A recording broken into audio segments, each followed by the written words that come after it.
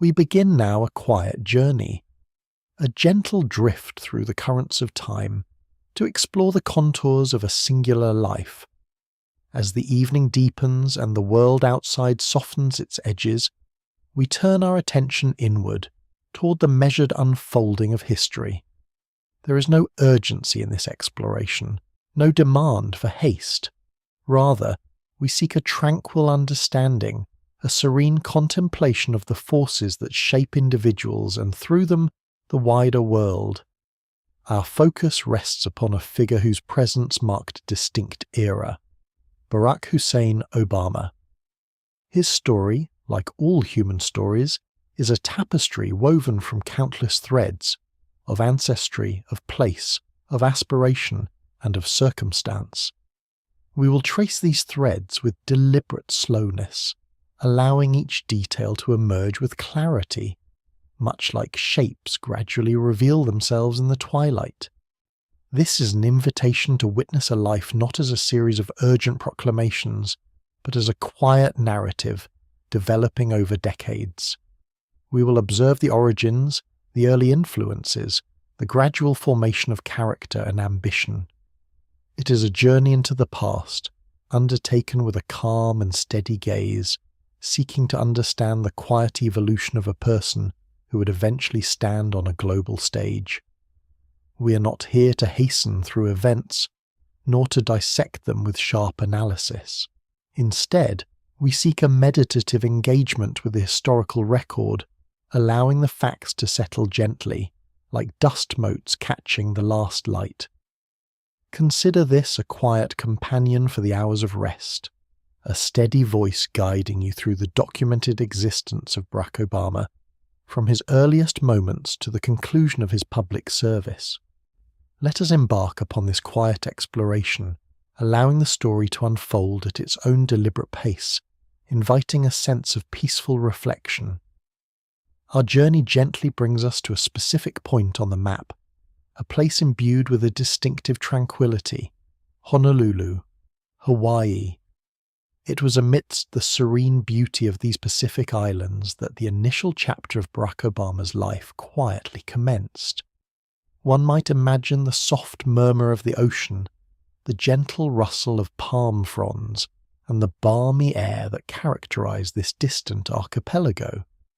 Hawaii, in its very essence, represents a confluence, a meeting point of diverse cultures and landscapes, all existing under a vast and open sky. It was on the 4th day of August, in the year 1961, that this significant event transpired. The birth of Barack Obama occurred at the Kapiolani Medical Center for Women and Children. This date places his arrival within the mid-20th century, a period in American history marked by both profound stability and the burgeoning stirrings of social transformation. The nation was navigating a complex era, subtly shifting its understandings of identity, community, and belonging. The islands themselves, with their unique blend of Polynesian, Asian, and Western influences, offered a backdrop of quiet diversity. This environment, far removed from the continental mainland, fostered a distinct perspective, shaped by the rhythms of island life and the constant presence of the expansive ocean. It was here, in this peaceful, multicultural setting, that the earliest breath of the future president was drawn. The Hawaiian horizon, with its endless expanse and its capacity to cradle a multitude of traditions, provided a serene and formative beginning for a life that would eventually traverse many different worlds. This quiet genesis in the Pacific set a subtle tone for the journey yet to unfold. From the tranquil Hawaiian setting, our gaze now turns to another essential thread in this unfolding narrative, the ancestral lineage of Stanley Ann Dunham, Barack Obama's mother. Her story, and that of her family, begins not in the Pacific, but in the heartland of America, in Kansas. It was from these vast plains that her parents, Madeline and Stanley Dunham, embarked on a journey that would ultimately lead them to the distant shores of Hawaii. Madeline and Stanley Dunham were individuals shaped by the experiences of the Great Depression and the Second World War, in periods that instilled in them a deep sense of practicality, resilience, and a quiet determination. Stanley, often known as Gramps, was a furniture salesman whose life reflected a certain American mobility, moving from town to town as opportunities arose. Madeline, or Toot, was a strong, independent woman who would eventually become one of the first female vice presidents at a bank in Hawaii, a testament to her quiet strength and professional acumen. Their values were rooted in hard work, self-reliance, and a belief in the power of education and personal betterment. It was within this environment that Stanley Ann Dunham grew. She inherited much from her parents, yet she also cultivated her own distinct spirit. Anne, as she was generally known, possessed an inherent open-mindedness, a profound intellectual curiosity that led her to question conventions and embrace diverse perspectives. She was a woman ahead of her time in many ways, characterized by a quiet intensity and a deeply humanitarian outlook. Her early life experiences, including her family's migrations and her exposure to various American communities, fostered within her a global sensibility even before she truly ventured beyond the continental United States. This inquisitive and unconventional spirit would define much of Anne's life. She carried with her a quiet idealism, a belief in the interconnectedness of humanity, and an unwavering commitment to understanding different cultures. These were not merely abstract ideas for her. They were guiding principles that informed her choices and her approach to the world. The values instilled by her Kansas-bred parents, combined with her own expansive intellectual and emotional landscape, created a unique foundation. This blend of grounded practicality and adventurous open-mindedness would become a significant, if often understated, influence on her son's early development. The threads of her lineage, from the American heartland to the Pacific, wove a distinct pattern of adaptability and quiet intellectual pursuit. From the quiet narrative of Anne Dunham's American lineage, our focus now shifts across oceans to the distant lands of East Africa and the origins of Barack Obama Sr., the father whose name his son would carry. He was born in Kenya, within a small village near Lake Victoria, a world away from the Hawaiian Islands where his son would later draw his first breath, and his early life unfolded amidst the rhythms of traditional Kenyan society, a community deeply connected to its ancestral lands and customs. Even in his youth, Barack Obama Sr. displayed an uncommon intellect and a remarkable drive for learning. His academic brilliance became evident early on, distinguishing him within his community.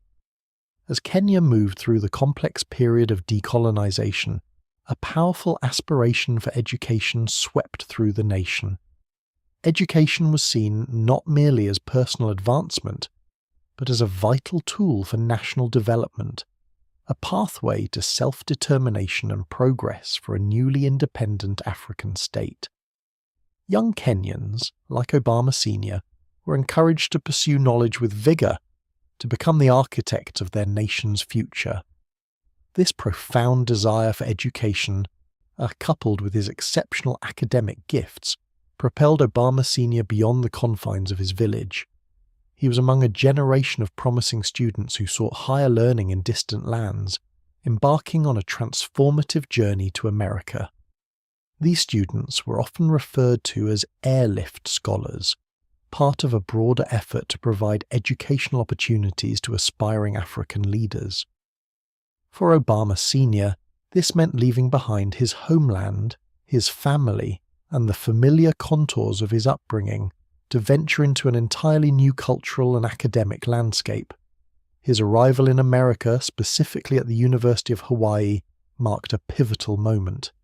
It was a leap of faith, driven by an unyielding ambition to acquire knowledge and return to contribute to his nascent nation. This journey, from a rural Kenyan village to a university campus in the Pacific, was a testament to his individual brilliance and the collective hope of a continent seeking its own path in the modern world. His story, therefore, represents not just a personal quest for education, but also a reflection of broader historical currents, the awakening of post-colonial nations and the universal pursuit of knowledge. The threads of individual journeys, one from Kansas and another from Kenya, converged in the academic halls of the University of Hawaii at Manoa during the nascent years of the 1960s. It was within this intellectual crucible, a place of shared inquiry and scholarly pursuit, that Ann Dunham and Barack Obama Sr. first encountered one another. The campus, with its diverse student body and a palpable atmosphere of intellectual exploration, provided a unique backdrop for their meeting. Both were drawn to the university's East-West Center, an institution dedicated to fostering understanding and cooperation between the peoples of Asia, the Pacific, and the United States. This environment, rich with international perspectives and a spirit of global engagement, naturally attracted individuals with open minds and a thirst for knowledge. Ann Dunham, with her burgeoning interest in anthropology and her innate curiosity about diverse cultures, found herself immersed in a world of ideas. Barack Obama Sr., driven by his powerful intellect and an ambition to master economic theories that could aid his home country, was a prominent and articulate voice among the international students. Their connection was rooted in this shared intellectual vigour. They engaged in discussions, debates, and the rigorous exchange of ideas that characterise university life. The academic setting provided a common ground, fostering a bond that transcended their vastly different upbringings. The early 1960s, it must be remembered, was a period of significant social transformation, both within the United States and globally. Racial norms and societal expectations were in flux, particularly concerning interracial relationships, while Hawaii, with its historically multicultural fabric, offered a more open environment than many other parts of the world.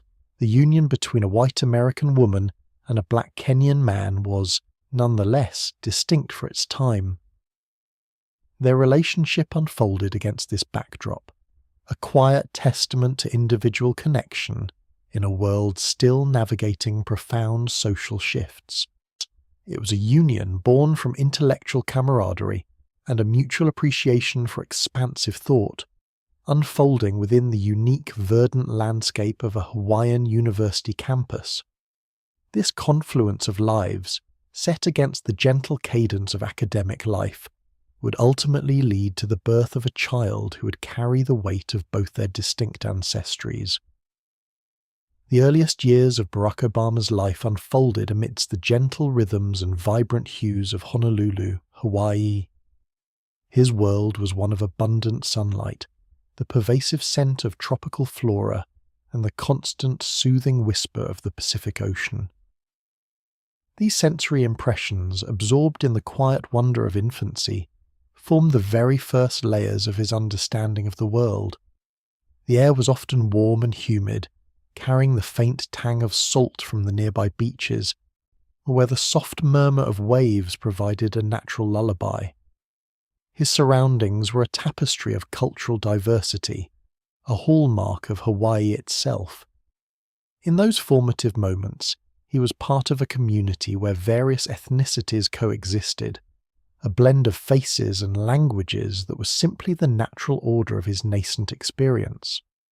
This early exposure to a mosaic of humanity, without the sharp divisions often found elsewhere, quietly shaped his nascent perceptions of identity and belonging. Yet, within this seemingly idyllic setting, a quiet shift occurred that would leave an indelible, though initially unconscious, mark. The relationship between his parents, Ann Dunham and Barack Obama Sr., began to unravel. Their union, forged in the stimulating environment of the university, proved to be brief. As Barack Obama entered his second year, a significant change transpired within his immediate family unit. His father, Barack Obama Sr., departed from Hawaii to pursue further graduate studies at Harvard University. This separation was not marked by overt drama in the child's perception, but rather by a gradual absence. The figure of his father, though present in those very first months, quietly receded from the daily fabric of his life. For the infant, this departure was a subtle alteration in the landscape of his world, a space that would eventually be filled by other loving presences. The quiet significance of this event, the early departure of his biological father, would only be understood much later, as he began to consciously piece together the narrative of his own origins. For now the sun continued to shine, the ocean continued its gentle roar, and the world of Hawaii continued to unfold around him. A new chapter in the young life of Barack Obama began to unfold with his mother's second marriage.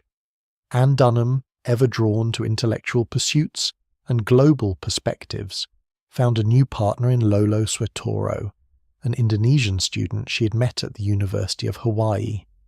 Their union, a quiet testament to her open spirit, set the stage for a profound geographical and cultural shift. In 1967, when Barack was 6 years old, Anne, Lolo, and young Barack embarked on a journey to Indonesia, a distant land that would become his home for several formative years.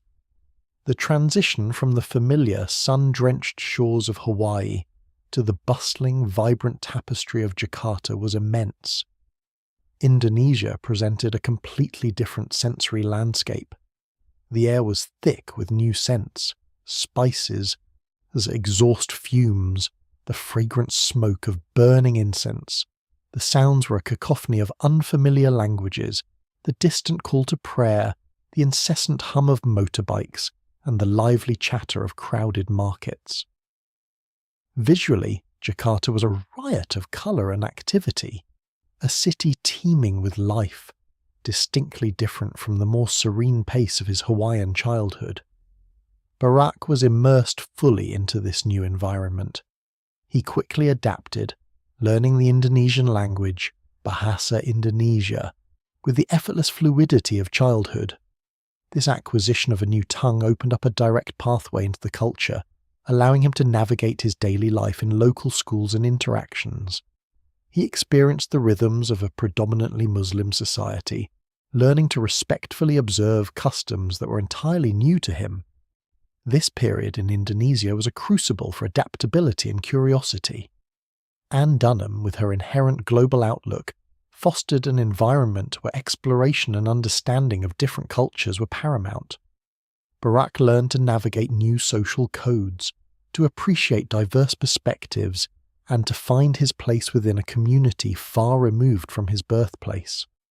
The experiences of these years, rich in cultural immersion, and the daily challenges of adaptation instilled in him a profound sense of global awareness and a natural comfort with navigating different worlds, laying a quiet foundation for the breadth of his future understanding. In the bustling environment of Jakarta, young Barack Obama's days were filled with the ordinary yet extraordinary rhythms of childhood. Thus, his early education in Indonesia unfolded across different institutions, initially attending local schools where instruction was primarily in Bahasa Indonesia. This immersion required a rapid assimilation of language and local customs, a testament to the remarkable adaptability of children. He would later attend a Catholic school for a period, further broadening his exposure to different educational philosophies and social environments. He absorbed tacit lessons about community, shared experience, and the subtle nuances of human connection across cultural divides. The exposure to various ways of life and belief systems was constant and pervasive. He observed the daily practices of Islam, the predominant religion, and witnessed the coexistence of other faiths. This lived experience, rather than abstract instruction, quietly shaped his understanding of religious diversity and the myriad forms that human spirituality could take. He saw how different communities organized their lives, celebrated their traditions, and navigated their challenges. This period in Indonesia was more than just a temporary residence. it was a profound educational journey.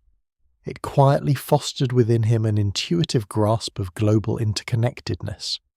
He learned, not through textbooks, but through everyday living, that the world was vast and varied, comprising countless perspectives, each valid within its own context. This early, deep immersion in a culture so different from his birthplace instilled a natural empathy and an ability to see issues from multiple viewpoints, foundational elements that would subtly inform his worldview for decades to come.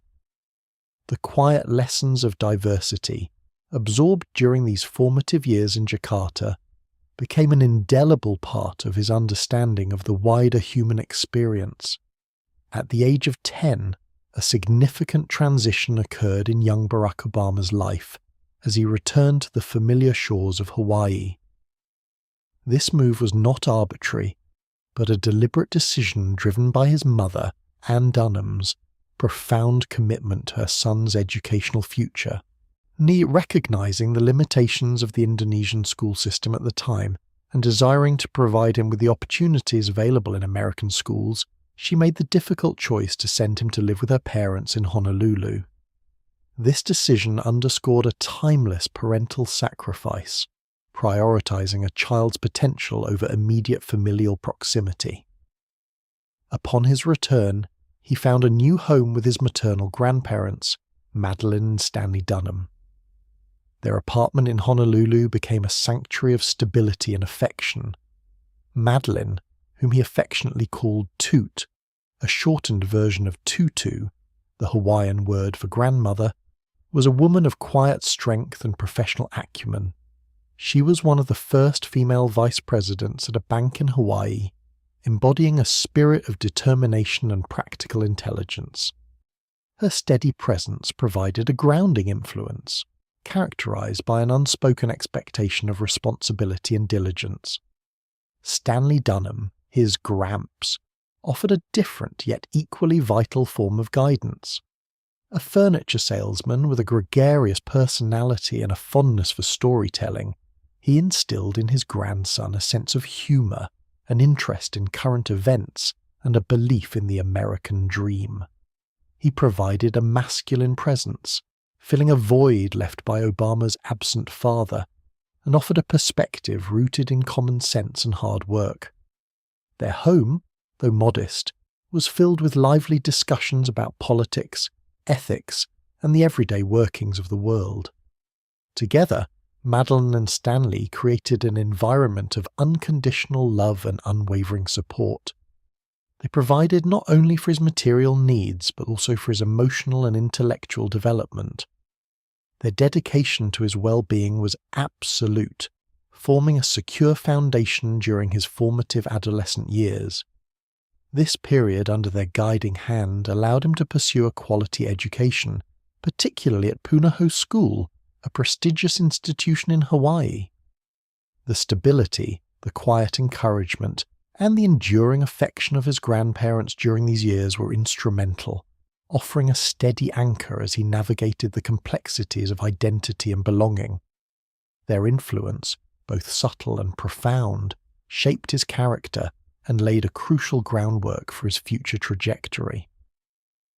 The transition to Punahou School marked a pivotal period in Barack Obama's adolescence, shaping his intellectual and social landscape.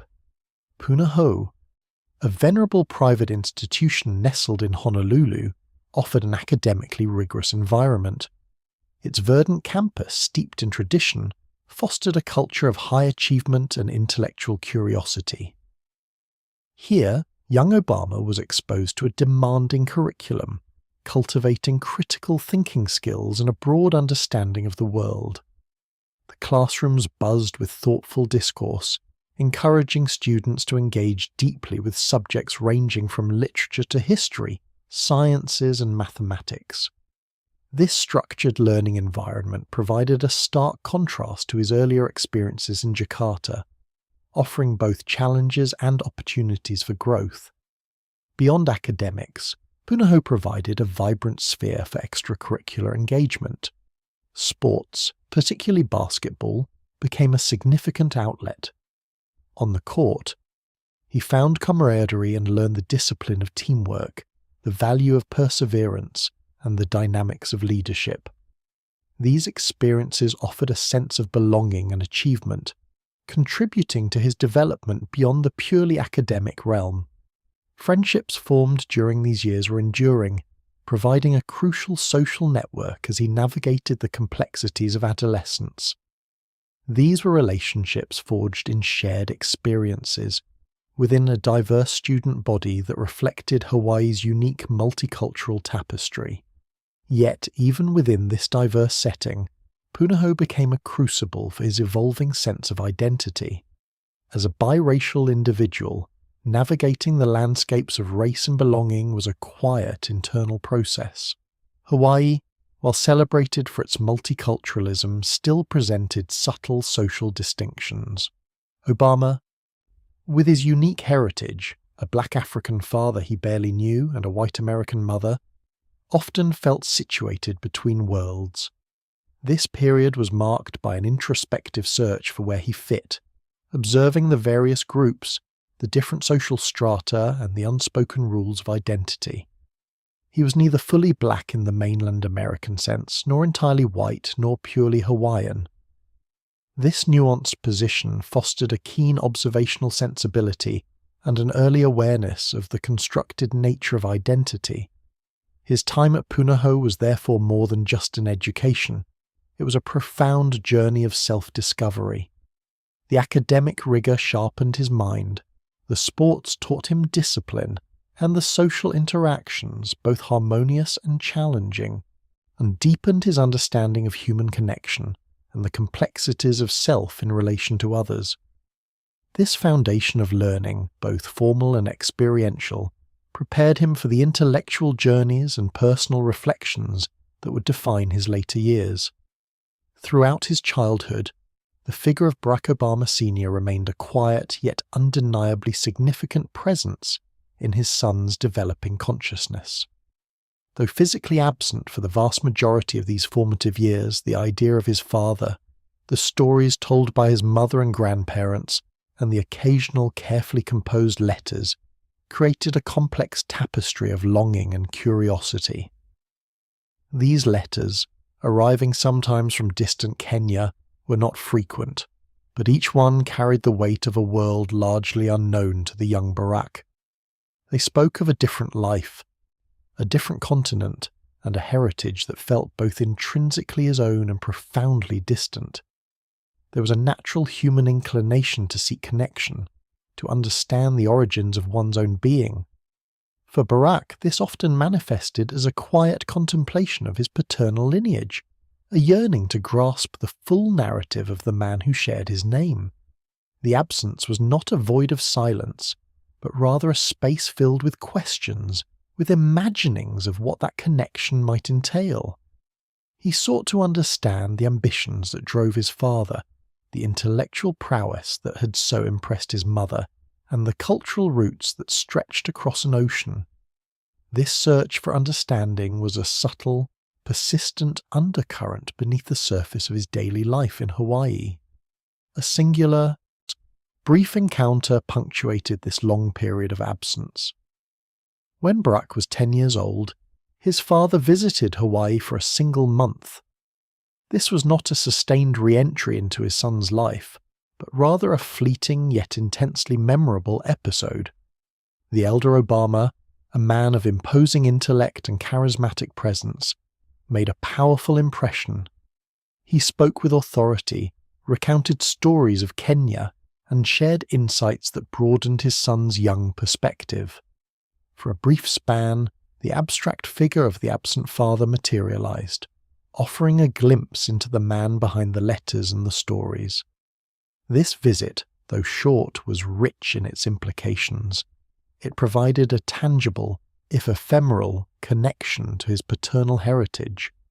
It offered a fragment of direct experience upon which to build his understanding of his father. The memory of this encounter would linger, becoming a touchstone in his later reflections on identity and belonging. The absent father, therefore, was never truly absent from his son's internal world. His impact resonated through the spaces he left, through the stories that filled those spaces, and through the brief but profound moment of his return, quietly shaping the contours of a young boy's journey towards self-comprehension. Amidst the vibrant backdrop of his Hawaiian youth and the evolving understanding of his own complex identity, a more internal landscape was also taking shape.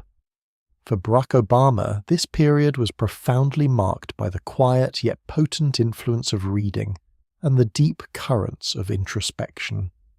His mother, Anne Dunham, a woman of expansive intellect and boundless curiosity, and consistently fostered an environment where books were not merely objects, but gateways to worlds of thought and experience. She encouraged him to delve into narratives, to question assumptions, and to explore the vast panorama of human ideas. His grandparents, Madeline and Stanley Dunham, echoed this encouragement, providing a home where intellectual exploration was valued and supported. It was within these supportive confines that Barack began to cultivate a profound relationship with the written word. Books became companions, offering perspectives beyond his immediate surroundings, introducing him to diverse philosophies, historical events, and the myriad ways in which individuals and societies grappled with fundamental questions of existence and ethics. These hours spent immersed in literature were often followed by equally crucial moments of quiet contemplation. He would ponder the narratives he encountered, allowing the ideas to marinate within his mind, connecting them to his own experiences and observations. It was in these solitary periods of reflection that the nascent seeds of his worldview began to take root. He started to discern patterns in human behaviour, to recognize the interplay of power and vulnerability, and to grapple with the abstract concepts of fairness and injustice. This habit of deep reading, coupled with sustained introspection, gradually honed his capacity for critical thought. It allowed him to process the complexities of his own biracial heritage, to understand the broader social currents at play in the world, and to begin formulating his own understanding of what constituted a just society. The quiet turning of pages, the absorption of diverse perspectives, and the subsequent internal processing of these ideas were not merely pastimes. They were foundational practices that cultivated an intellectual depth and an empathetic understanding, shaping the very core of the young man's developing character and his long-term engagement with the world around him. Following his formative years in Hawaii, a new chapter unfolded for Barack Obama with his transition to Occidental College in Los Angeles. This move marked a significant shift, placing him in an entirely different environment, distinct from the familiar landscapes of his youth.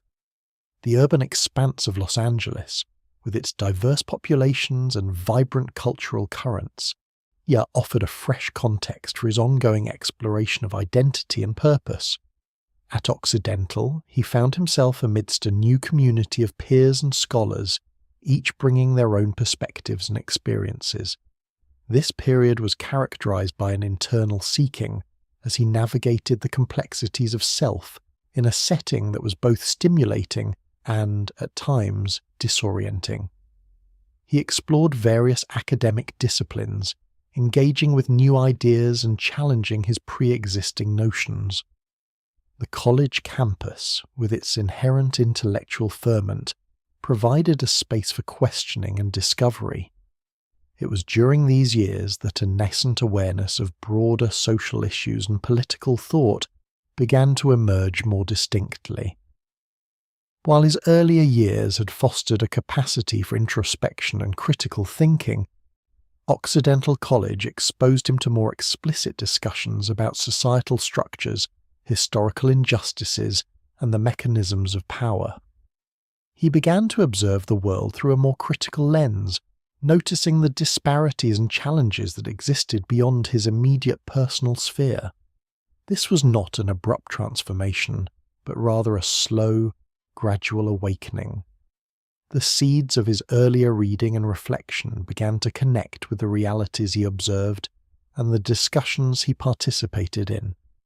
He started to engage, albeit cautiously, with the political currents of the time, listening to different viewpoints and forming his own nascent opinions on matters of public concern. The vibrant intellectual atmosphere of the college encouraged this burgeoning interest, and gently nudging him towards a more active engagement with the world outside himself. The California interlude at Occidental College thus served as a crucial bridge, guiding him from the introspective inquiries of his youth towards a more outward-looking engagement with the complexities of society and the enduring questions of justice and governance. It was a time of quiet yet significant growth, laying further groundwork for the path that would eventually unfold before him. From the sun-drenched campuses of California, Barack Obama embarked upon another significant relocation, transferring to Columbia University in New York City. This move heralded a period of intensified intellectual engagement and a deeper immersion into the complexities of urban life. The sheer scale and dynamism of New York offered a stark contrast to his previous environments, providing a rich tapestry of experiences that further shaped his evolving worldview. At Columbia, the academic rigor was pronounced, fostering an environment where critical inquiry and analytical thought were paramount. He pursued a degree in political science, a discipline that resonated deeply with his burgeoning interest in societal structures and governance. The curriculum demanded careful study and nuanced understanding of political theory, history, and the intricate workings of national and international systems. His days were often spent immersed in texts, grappling with the ideas of philosophers and political thinkers who had shaped centuries of human thought. Beyond the classroom, the city itself became a profound educator, and New York's unparalleled diversity, its vibrant neighborhoods, and its palpable energy exposed him to a vast array of human experiences. He observed the intersections of different cultures, socio-economic strata, and political viewpoints, all coexisting within the confines of a single metropolis. This direct exposure to the varied realities of urban existence deepened his empathy and broadened his understanding of the challenges faced by communities. His engagement with concepts of social justice and political theory grew more profound during these years. The academic studies at Columbia provided a framework for understanding the systemic roots of inequality and the historical struggles for liberation and equality.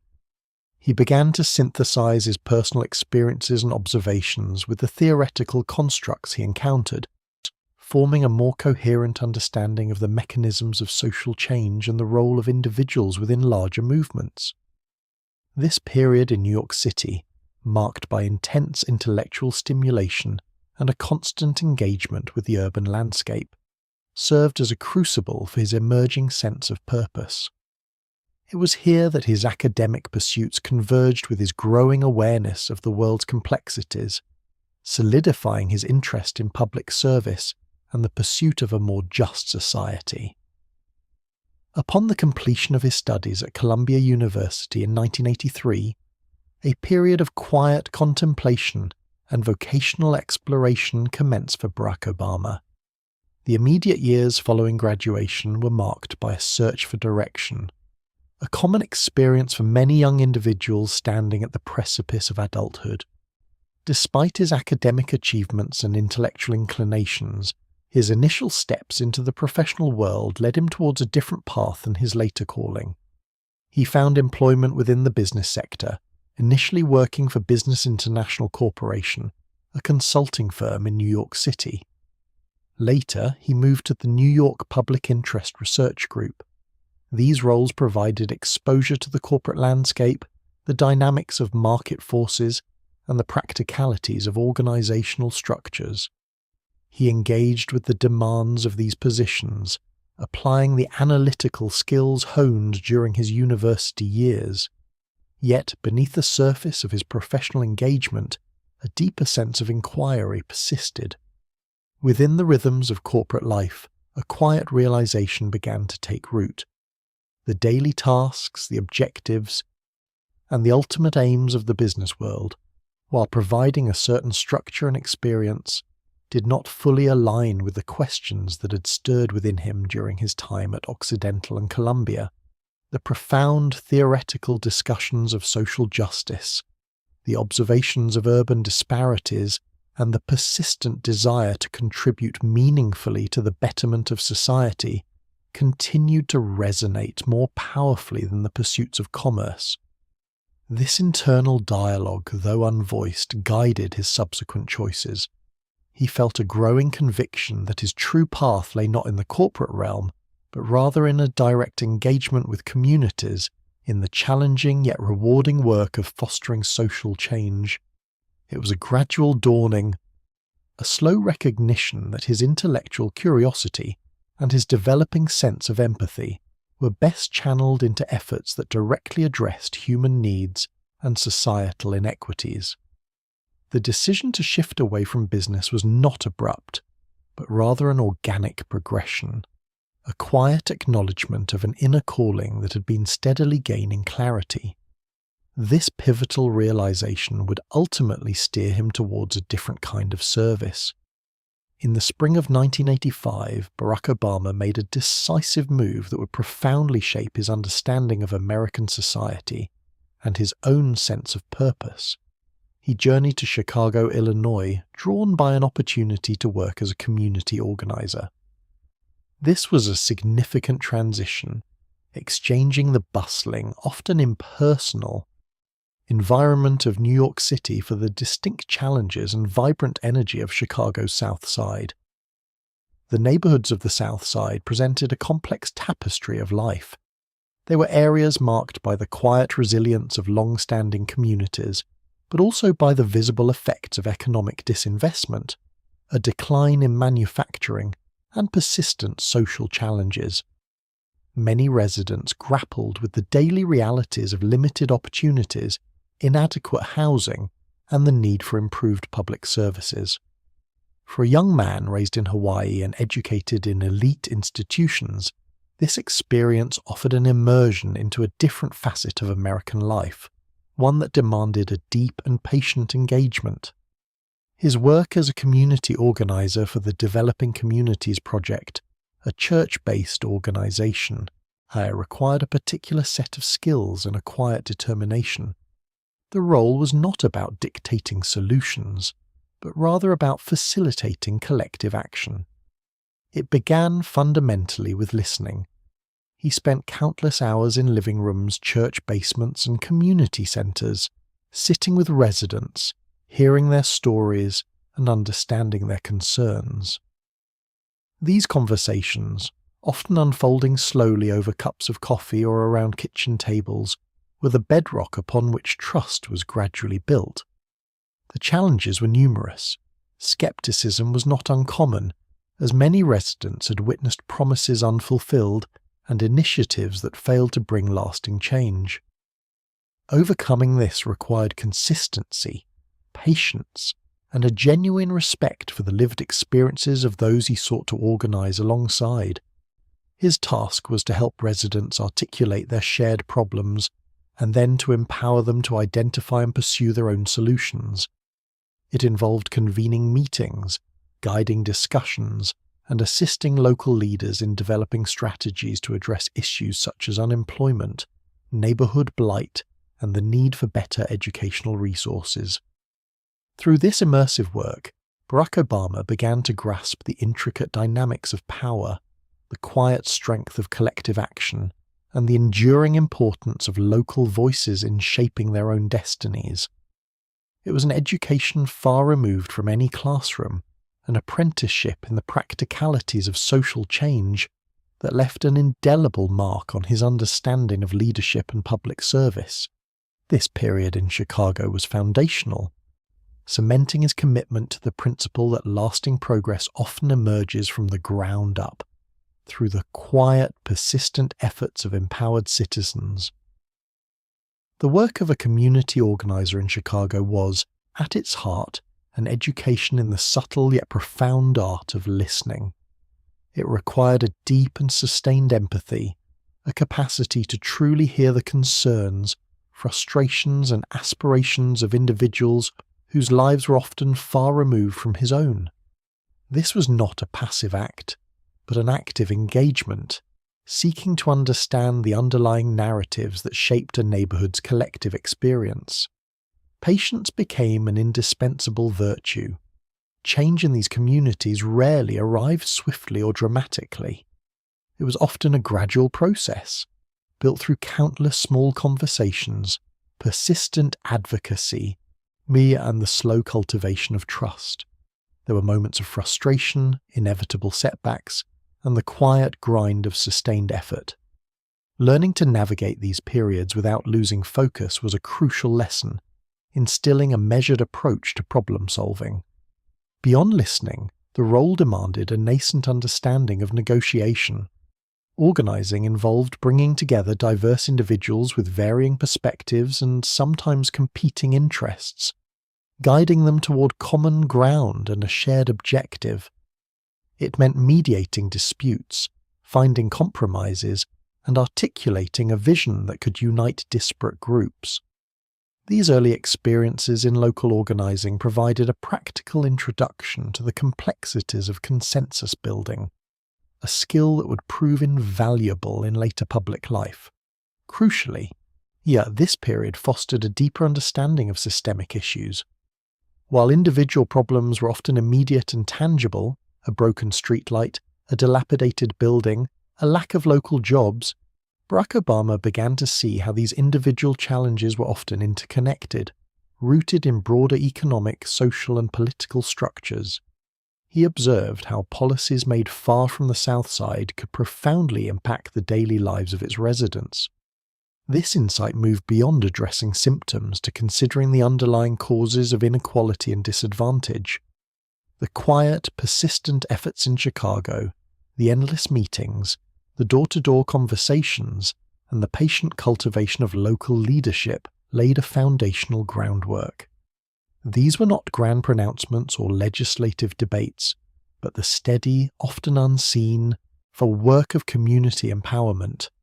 The lessons learned, the necessity of empathy, the virtue of patience, the art of negotiation, and the recognition of systemic forces would quietly inform his approach to public service. They instilled in him a belief that true progress begins with understanding the lived realities of people, and that effective leadership involves empowering communities to speak for themselves and to shape their own futures. After his years of community organizing in Chicago, a period rich with direct human interaction and the tangible realities of urban life, Barack Obama made a deliberate decision to return to the academic sphere. In 1988, he enrolled at Harvard Law School, a venerable institution known for its rigorous intellectual environment and its long lineage of legal scholars. This was not a casual choice, but a strategic one, born from a growing conviction that a deeper understanding of the law could serve as a powerful instrument for the social change he sought to effect. The atmosphere at Harvard was one of intense intellectual engagement. Days were filled with demanding coursework, intricate legal theory, and spirited debates among sharp, ambitious minds. The curriculum delved into the foundations of American jurisprudence, constitutional law, and the complex interplay between legal frameworks and societal structures. It was a world of precedents, statutes, and philosophical arguments, a stark contrast to the immediate on-the-ground challenges he had faced in the neighborhoods of Chicago. Yet, for Barack Obama, this immersion in legal scholarship was not an escape from his commitment to public service, but a refinement of it. He viewed the study of law not as an end in itself, but as a critical tool. He sought to understand how laws were made, how they could be interpreted, and most importantly, how they could be leveraged to address the systemic inequalities he had observed firsthand. This was a quiet but firm commitment, an internal resolve to acquire the specialized knowledge necessary to advocate more effectively for justice.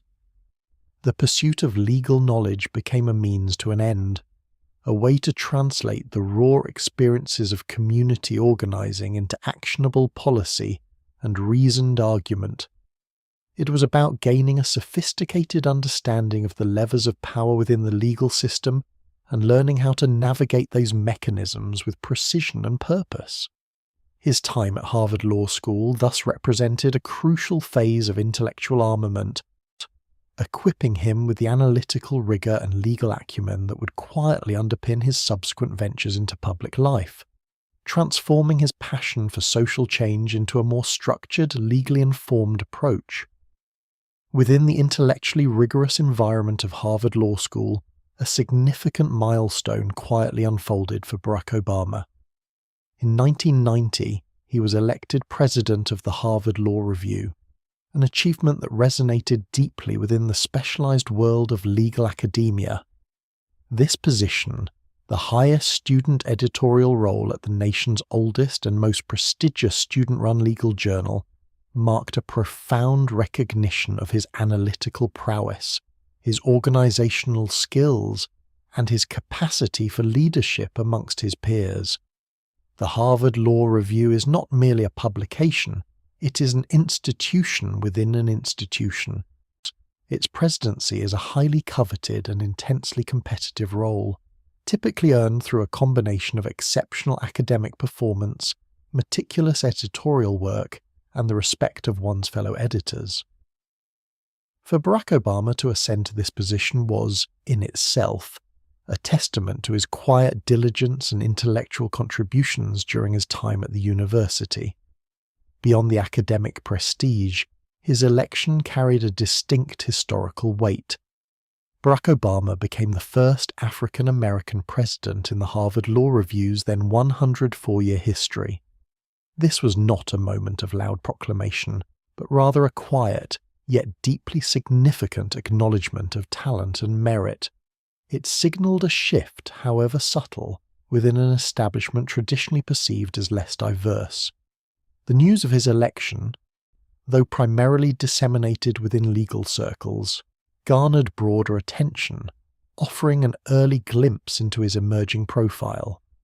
The role itself demanded immense dedication, requiring him to oversee the publication schedule, manage a large staff of student editors, and ensure the scholarly integrity of articles submitted by leading legal minds and academics.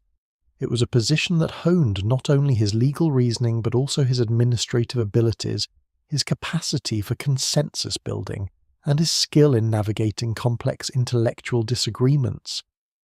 This quiet leadership, exercised within the confines of a revered academic journal, provided invaluable experience in guiding diverse perspectives toward a common high-quality output. His tenure as president of the Harvard Law Review offered a significant proving ground, a subtly foreshadowing a future where his leadership would extend far beyond the pages of a scholarly publication.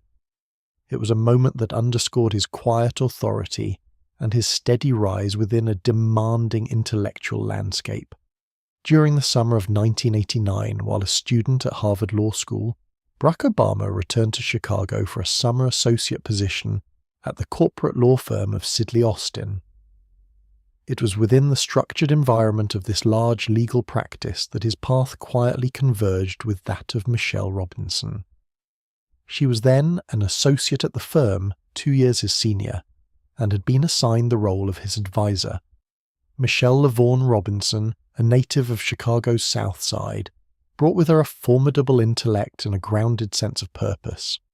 A graduate of Princeton University and Harvard Law School herself, so she embodied a quiet strength and a clear-eyed pragmatism.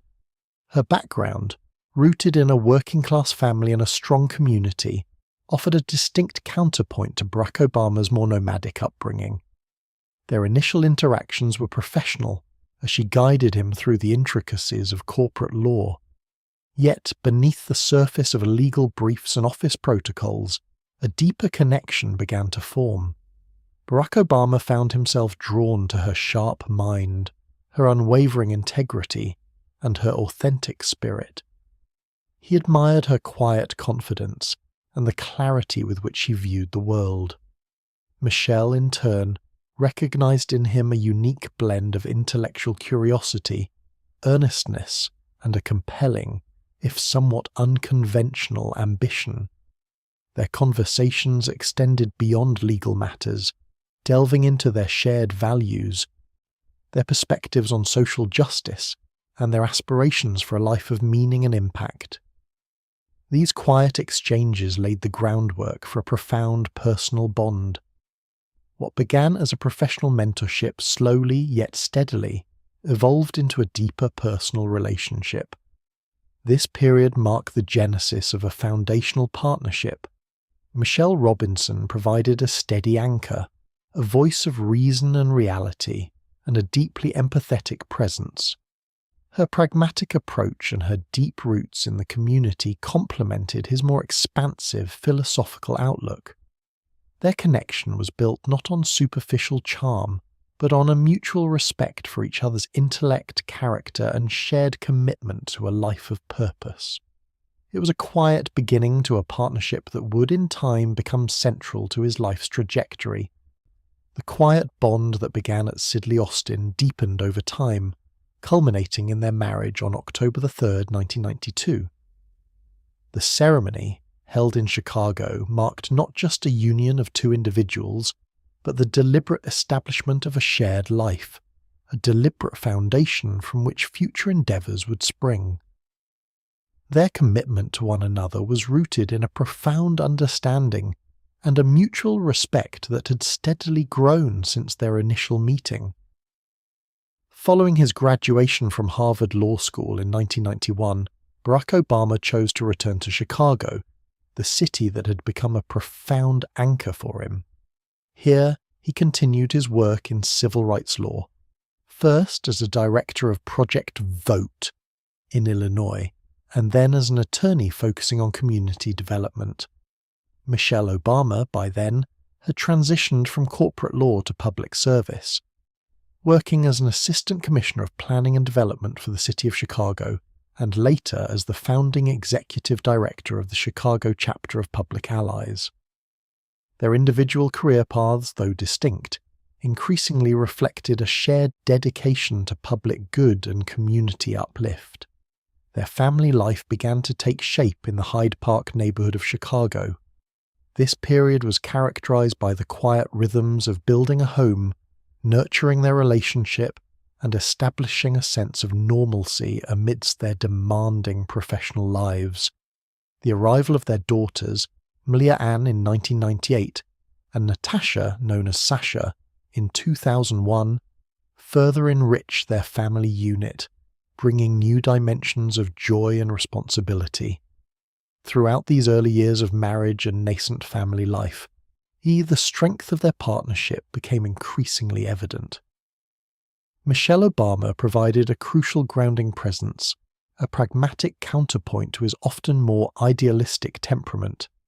She offered a steady hand and a clear-eyed perspective, ensuring that the demands of his burgeoning public life did not overshadow the essential commitments of family.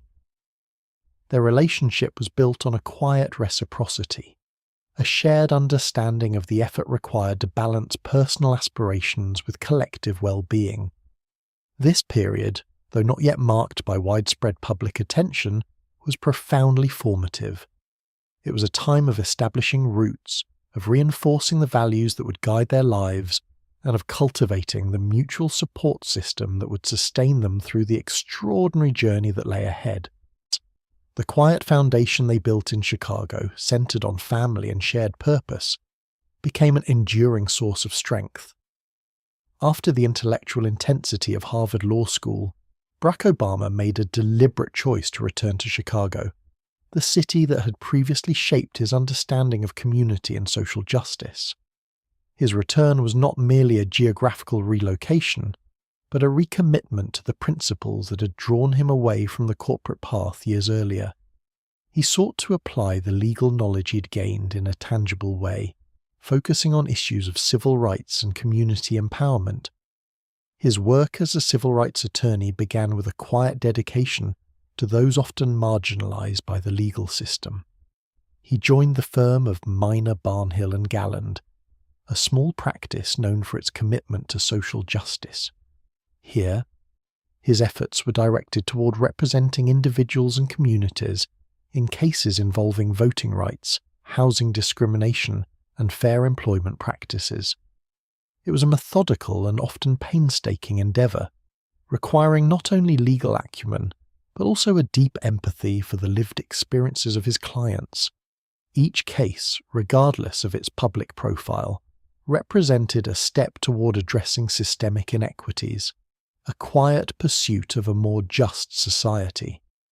Concurrently with his legal practice, Barack Obama embarked upon a significant academic role, accepting a position as a lecturer at the University of Chicago Law School. From 1992 until 2004, he taught constitutional law, specializing in topics such as race and law and voting rights. His approach to teaching was characterized by a thoughtful engagement with complex legal concepts. He's encouraging his students to critically examine the foundations of American jurisprudence. He fostered an environment of open discussion, where different perspectives were explored with intellectual rigor and respect.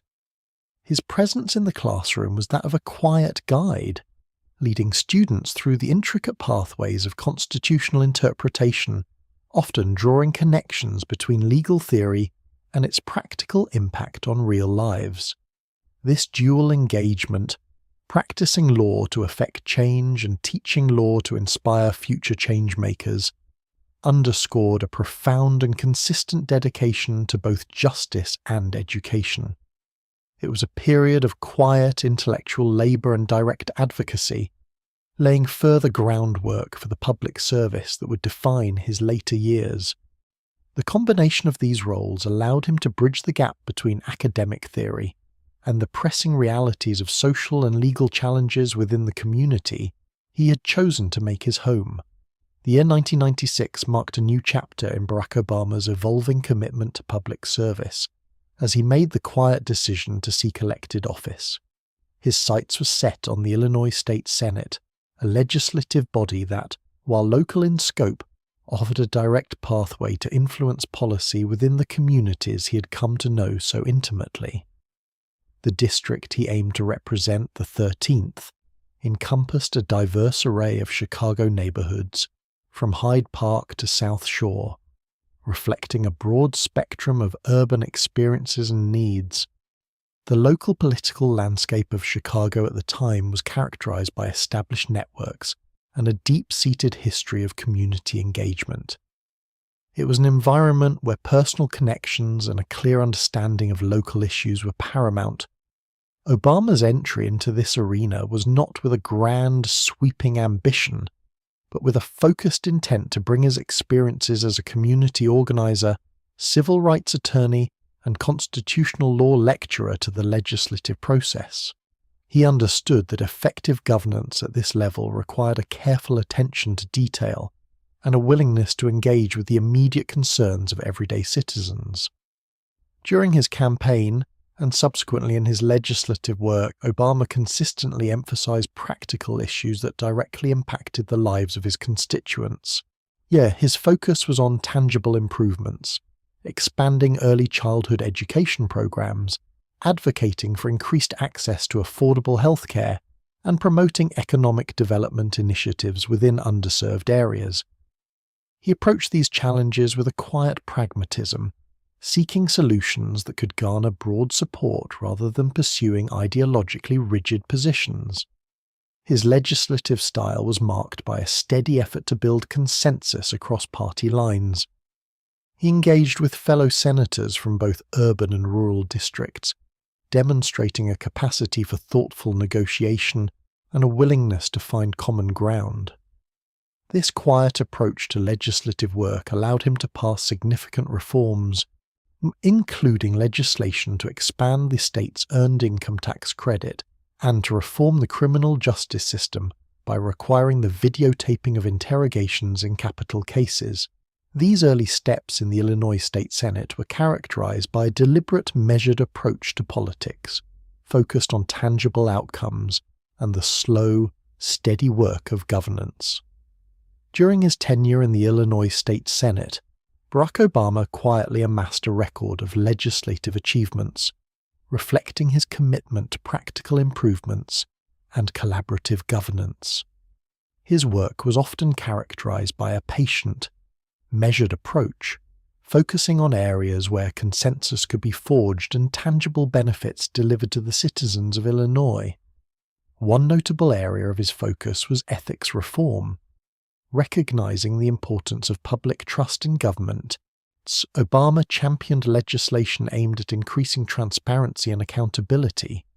He worked to strengthen lobbying regulations and to limit the influence of special interests, striving to ensure that the legislative process remained responsive to the needs of the populace. These efforts, though often complex and requiring delicate negotiation, laid a foundation for greater integrity within the state's political system.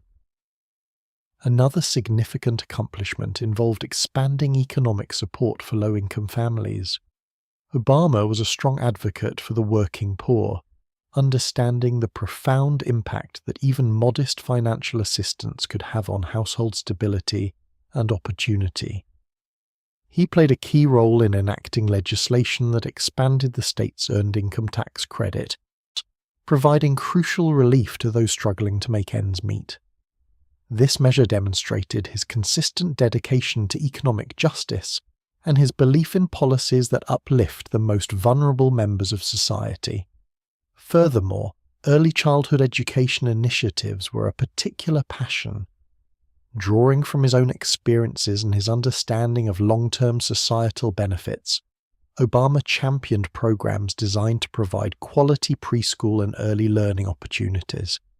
He recognized that investing in a child's earliest years could have a transformative effect on their future academic success and overall well-being.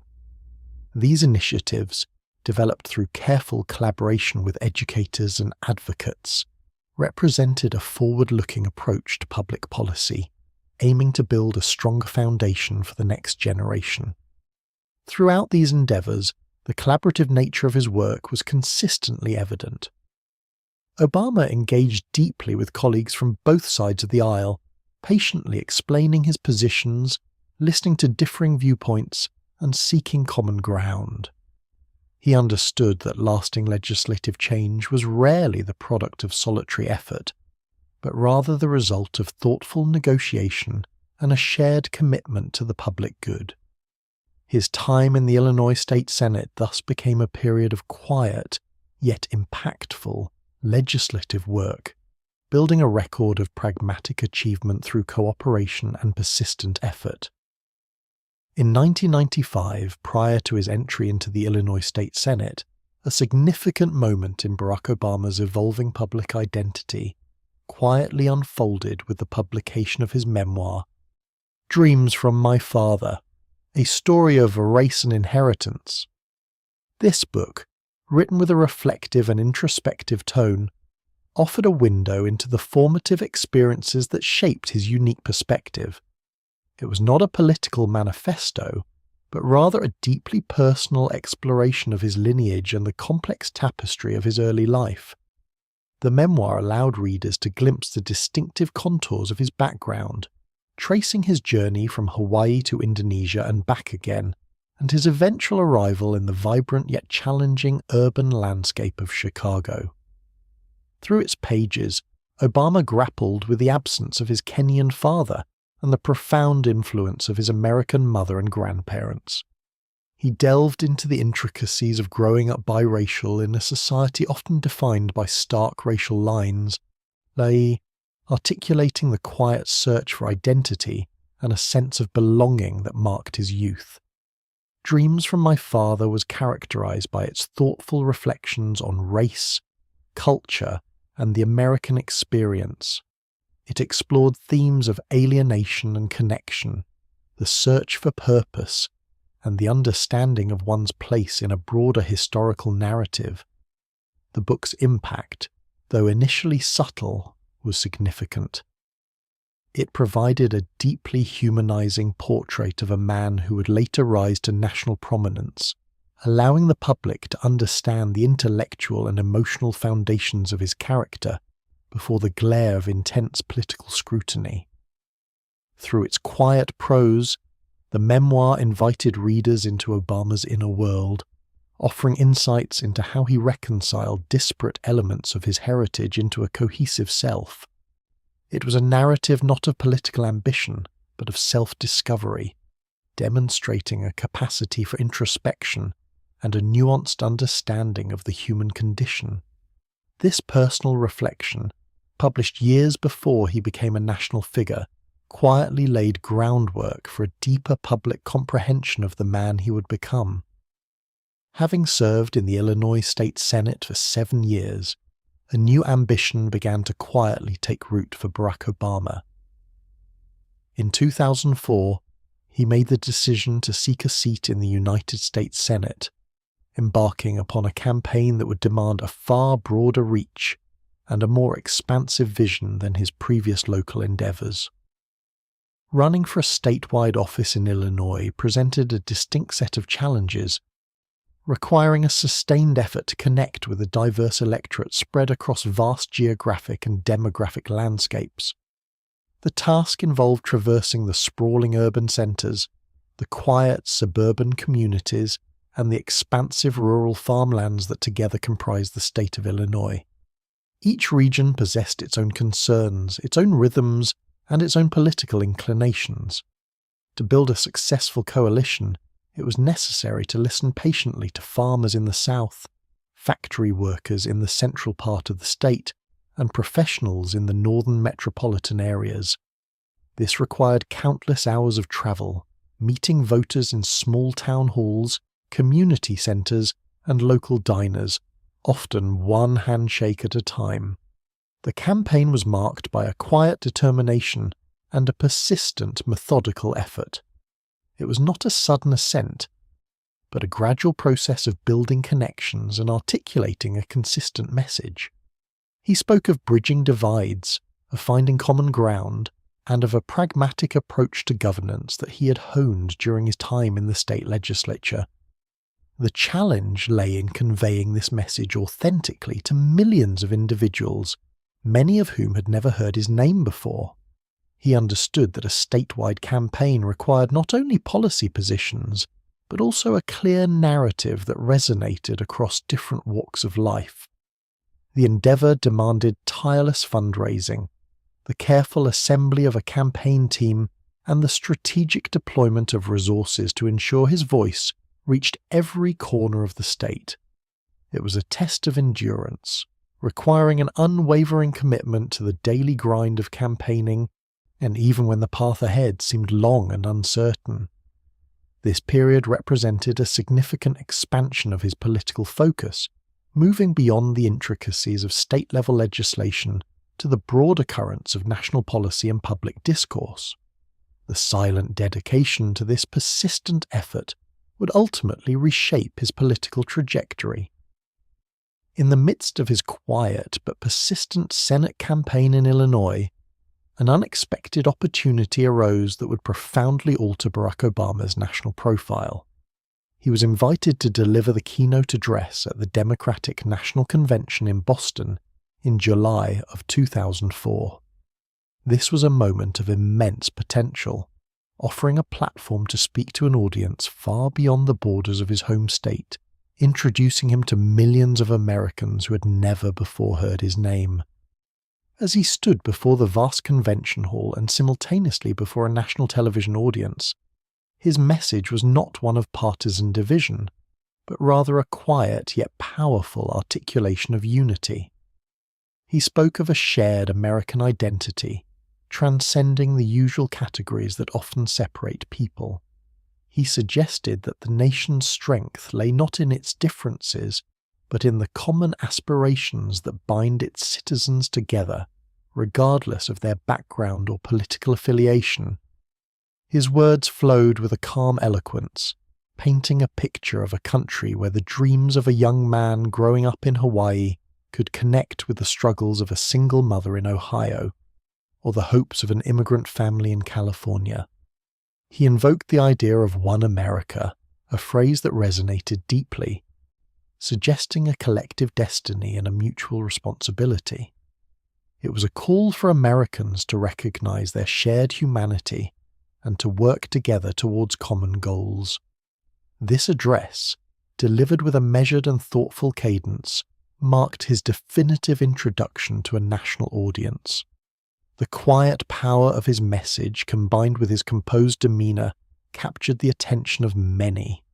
It was a moment that transcended the immediate political context, revealing a speaker capable of inspiring a sense of collective purpose.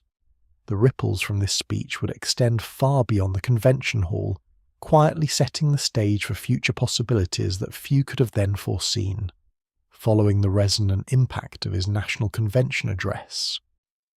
The concluding phases of Barack Obama's 2004 Senate campaign saw an intensification of public interest and support. The election itself, held in November of that year, resulted in a decisive victory. He secured the U.S. Senate seat for Illinois with a substantial margin, becoming only the third African American popularly elected to the Senate in the nation's history. This significant achievement marked a profound transition from state legislature to the federal stage, signaling a new chapter in his political journey. The move to Washington, D.C. brought with it a different scale of responsibility and a new set of dynamics. The U.S. Senate is a body steeped in tradition and complex procedural rules, a place where legislative success often hinges upon seniority, established relationships, and a deep understanding of its intricate workings. Upon his arrival, Senator Obama adopted a quiet and deliberate approach. He understood the importance of observing and learning, rather than immediately seeking the spotlight. His early tenure was characterized by a commitment to understanding the legislative process from the ground up. He spent time in committee hearings, engaged in thorough research on proposed legislation, and sought counsel from more experienced colleagues on both sides of the aisle. This period was marked by a quiet diligence as he absorbed the nuances of federal policy and the art of Senate negotiation. Crucially, he prioritized building relationships across the political spectrum. He understood that effective governance in the Senate required cooperation, even amidst ideological differences. He engaged in thoughtful conversations with Republican senators, seeking common ground on issues where consensus might be forged. This quiet cultivation of bipartisan connections was a hallmark of his initial years in Washington, reflecting a belief in the power of collaboration over confrontation. His responsibilities expanded to include significant committee assignments, where he began to delve into complex issues of foreign policy, environmental protection, and government oversight. Each new task was approached with the same measured consideration, as he sought to contribute meaningfully while respecting the established rhythms of the Senate. His time in this new platform was a period of steady growth, preparing him for the even greater challenges that lay ahead. During his time in the United States Senate, Barack Obama consistently sought avenues for bipartisan cooperation, understanding that enduring legislative solutions often emerge from a shared sense of purpose. Rather than focusing solely on partisan divides, he quietly worked to identify areas where common ground could be found, even on complex national and international issues. One notable example of this approach was his engagement in efforts related to nuclear non-proliferation. Recognizing the global imperative of reducing the risks associated with nuclear weapons, he collaborated with Republican Senator Richard Lugar of Indiana. Together, they championed initiatives aimed at securing and destroying conventional weapons, as well as preventing the spread of weapons of mass destruction. This partnership was rooted in a shared understanding of national security and the need for a unified front on such critical matters. Their work led to the expansion of programs designed to assist former Soviet states in safeguarding their stockpiles, a quiet but significant contribution to international stability. Another area where Senator Obama pursued bipartisan solutions was in the realm of government transparency and accountability. He understood that public trust is foundational to effective governance, and that open government could bridge divides. He worked with senators from both parties on legislation designed to enhance oversight and make government operations more accessible to the citizenry. These efforts, though often less heralded than more contentious debates, reflected a steady commitment to improving the integrity and responsiveness of federal institutions. Throughout these endeavours, his methodology was often characterised by a patient analytical approach. He engaged in thorough research, consulted with experts across various fields, and listened attentively to differing perspectives. This quiet search for common solutions was not always easy, given the inherent frictions of political life, but it underscored a fundamental belief in the possibility of achieving progress through collaboration. He sought to demonstrate that even in a polarized environment, shared objectives could be identified and meaningful legislative outcomes could be achieved when individuals were willing to set aside narrow partisan interests for the broader good. These quiet achievements laid a foundation for his reputation as a thoughtful and pragmatic legislator. As his Senate tenure progressed, a quiet but persistent undercurrent began to emerge.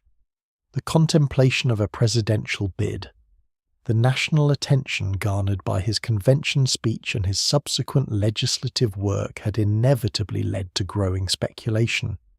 Whispers from political strategists, inquiries from potential supporters, and the subtle shifts in media focus all converged, presenting a profound question. For Barack Obama, this was not a decision to be taken lightly or impulsively. It involved a deep internal deliberation, a careful weighing of the immense responsibilities inherent in the nation's highest office. The presidency represented not merely a political position, but a singular burden of leadership, and demanding an unwavering commitment to the welfare of an entire nation. He understood the profound impact such a role could have, both domestically and on the global stage. He quietly considered the vast scope of the challenges facing the country: economic disparities, evolving foreign policy landscapes, and the persistent search for a more perfect union.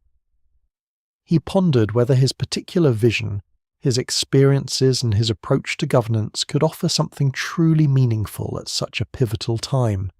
The potential for a greater impact, a chance to shape the national narrative and steer the country towards a more hopeful future, was a powerful draw.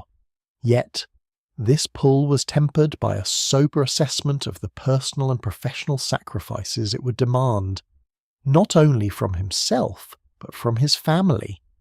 The decision involved extensive discussions with his closest advisors, with Michelle, and with his own conscience. It was a period of quiet reflection, measuring ambition against duty, and evaluating the readiness of both himself and the American populace for such a transformative step. The contemplation was less about personal advancement and more about the perceived capacity to serve on a scale far grander than anything he had yet undertaken. He sought to understand if the moment called for his particular voice, and if he possessed the resolve to answer that call, knowing the immense weight that would accompany it. After months of quiet deliberation and careful consultation, the moment for a public declaration arrived. On a cold February morning in 2007, Barack Obama chose Springfield, Illinois, as the setting for his announcement of candidacy for President of the United States. This choice of location was imbued with significant historical resonance, a deliberate echo of Abraham Lincoln's own political journey.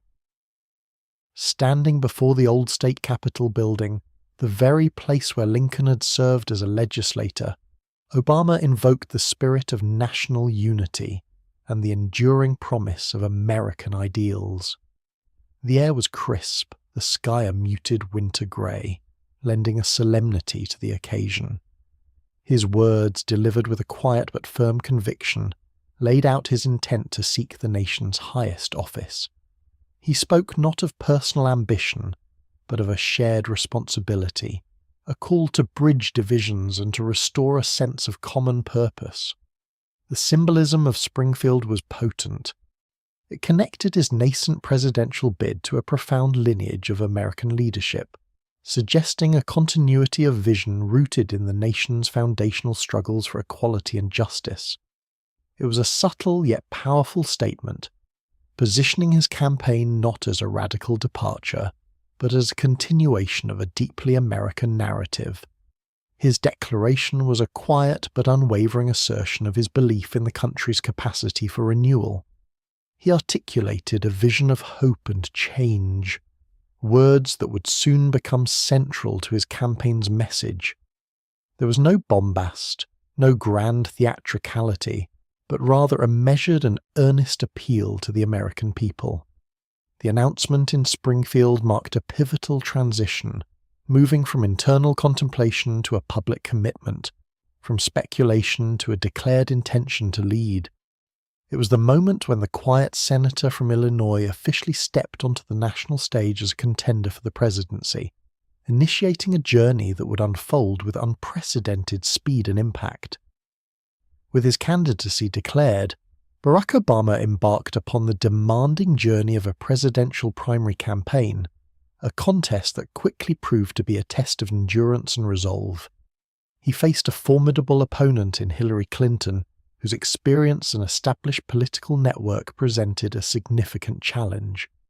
The campaign trail became a relentless succession of early mornings and late nights, traversing countless towns and cities across the diverse American landscape. Through this exhaustive itinerary, Obama consistently articulated a message centered on hope and change, resonating deeply with a populace yearning for fresh perspectives. His speeches, delivered with a calm conviction, spoke of overcoming divisions, of reclaiming a sense of national purpose, and of the power of ordinary citizens to effect extraordinary transformation. It was a message that transcended demographic lines, inviting a broad spectrum of Americans to envision a different future. What distinguished his campaign was its remarkable ability to inspire grassroots support. Volunteers, many new to political engagement, dedicated countless hours to organizing, phone banking, and knocking on doors, fueled by a genuine belief in his vision. This organic energy created a powerful groundswell, a decentralized network of committed individuals who amplified his message from the bottom up. Amidst the large rallies and televised debates, then there were also quiet moments of connection.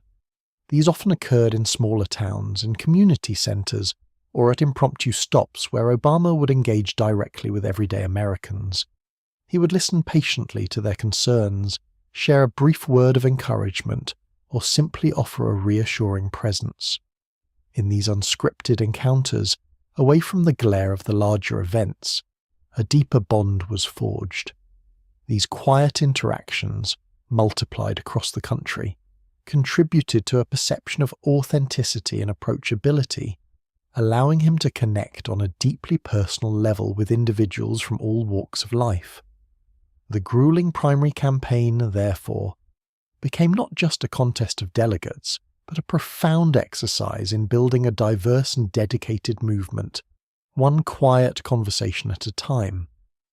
After months of intense campaigning, numerous debates, and a prolonged contest that captivated the nation, the moment arrived when Barack Obama secured the Democratic nomination for president.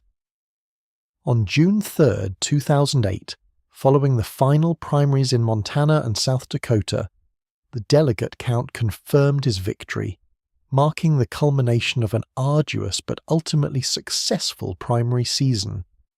The announcement, though anticipated, carried a profound weight, signaling a quiet yet undeniable shift in the ongoing narrative of American democracy.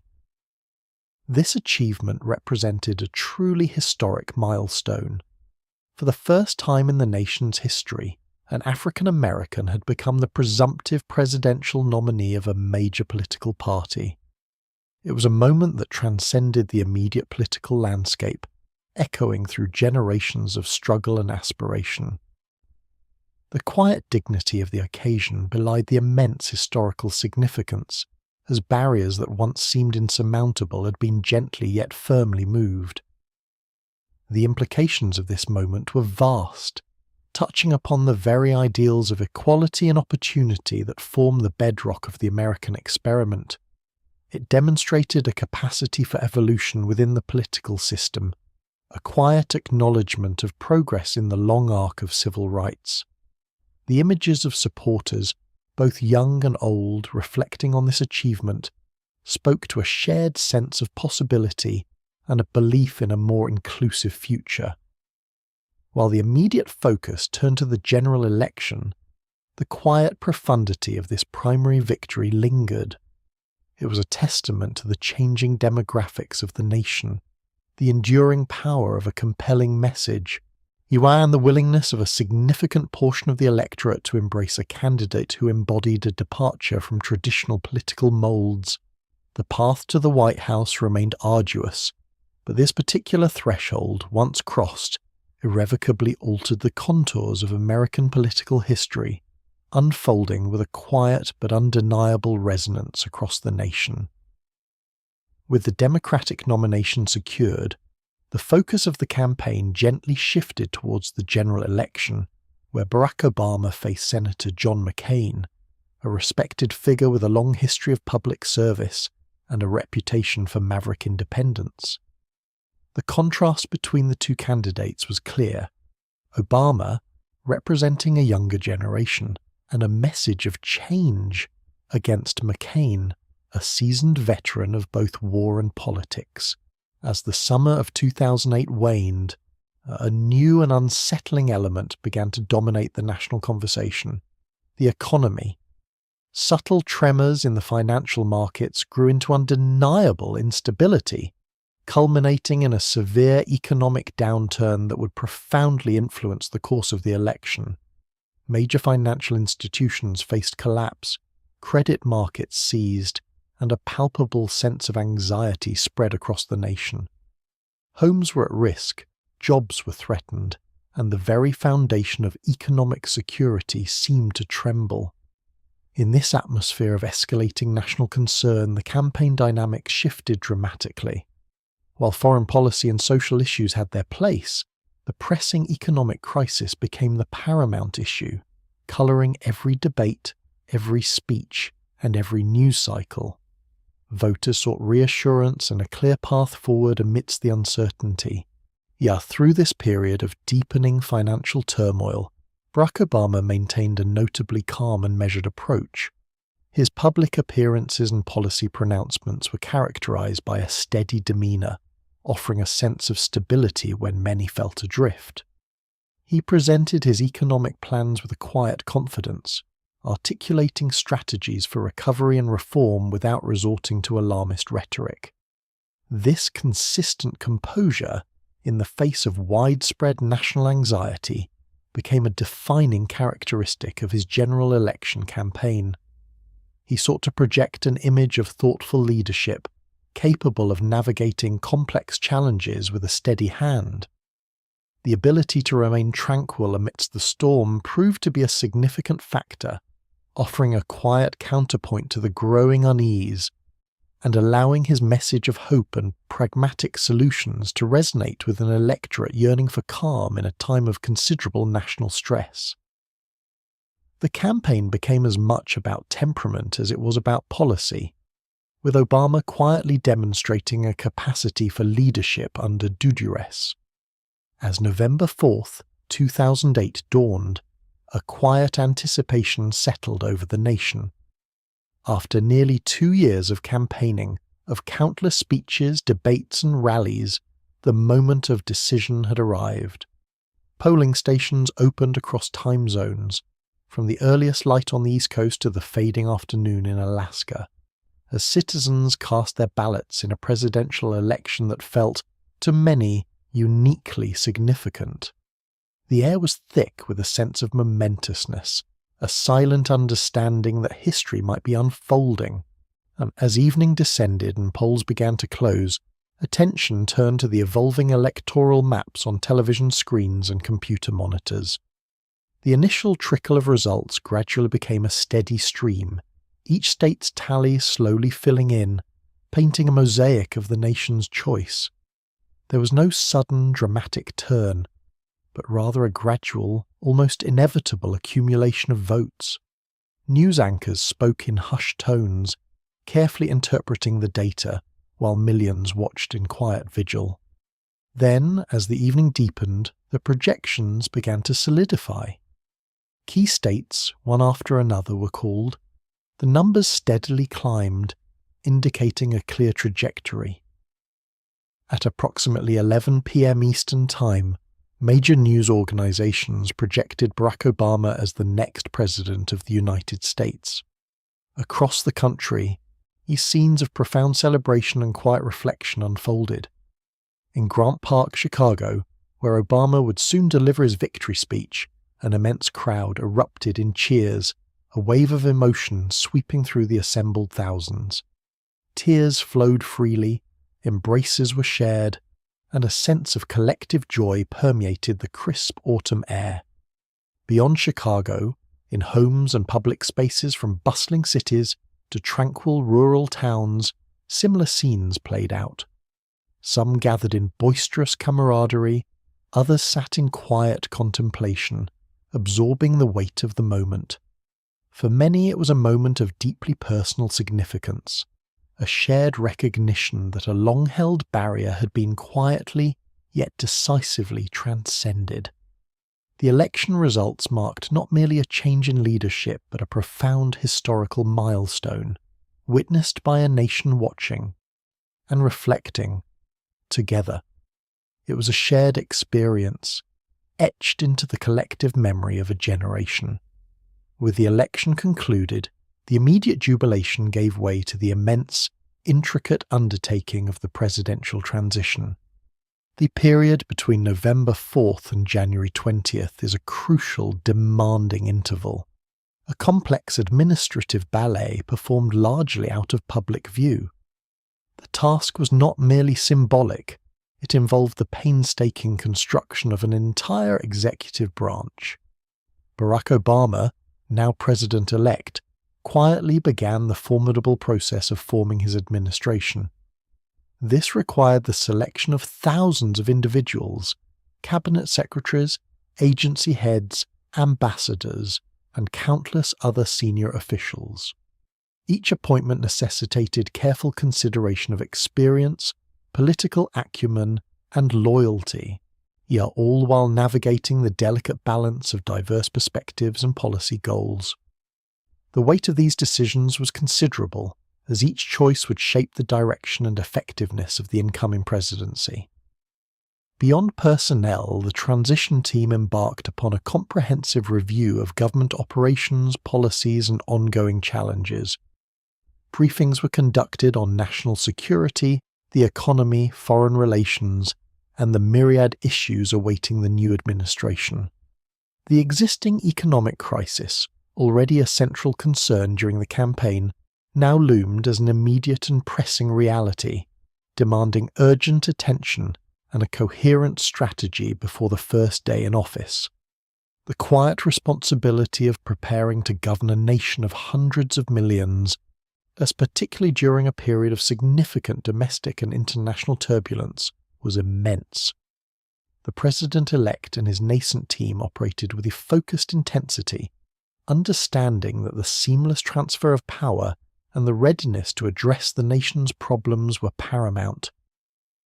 This interval was a period of deep learning, strategic planning, and the quiet acceptance of the profound duties that lay ahead, all conducted under the significant weight of national and global expectation. The transition was not just a bureaucratic process, it was the quiet forging of a new era. The crisp air of January 20th, 2009 carried a quiet anticipation across Washington, D.C. as the nation prepared for a moment of profound historical significance. On this day, Barack Obama was to be sworn in as the 44th President of the United States. Millions gathered on the National Mall, their presence a silent testament to the magnitude of the occasion, while countless others watched from around the world. The Capitol building stood as a stoic backdrop, its dome representing centuries of American democratic tradition. The ceremony itself was imbued with deep symbolism. The peaceful transfer of power, a cornerstone of American governance, unfolded with dignity and solemnity. As the moment approached, the outgoing President, George W. Bush, stood alongside the incoming leader, a visual representation of continuity amidst change. The swearing-in oath, administered by Chief Justice John Roberts, echoed across the vast assembly, a solemn promise to preserve, protect, and defend the Constitution. When the words were spoken and the title of President passed, a new chapter quietly began. Barack Obama's inaugural address, delivered in a clear and steady voice, offered a reflective and resolute message. He acknowledged the serious challenges facing the nation, particularly the economic crisis and ongoing conflicts abroad, without resorting to hyperbole. Instead, he spoke of the need for a new era of responsibility, urging Americans to embrace a spirit of common purpose. His words emphasized unity, not as a simplistic ideal, but as a pragmatic necessity for overcoming the obstacles ahead. He reminded the nation of its enduring values, the strength found in diversity, and the capacity for resilience that had defined its history. The address was a call to action, framed with a quiet optimism and a recognition of the hard work required. It was not a speech of easy answers, but rather a summons to collective effort, to rebuild and to reassert American ideals both at home and abroad. The sheer presence of an African-American man taking the oath of office was a powerful, silent affirmation of progress, echoing the long arc of the nation's journey toward a more perfect union. It was a day that transcended partisan politics, settling into the annals of history as a moment of quiet reflection and renewed national purpose. Upon assuming office, President Obama's administration was immediately confronted by the profound depths of the Great Recession. The economic landscape was one of deep uncertainty, with financial markets in disarray, unemployment rising steadily, and a pervasive sense of anxiety settling across the nation. This was not a challenge that could be gradually addressed, as it demanded immediate and substantial action to prevent further collapse and to begin the long process of recovery. The weight of this responsibility settled quietly upon the new administration.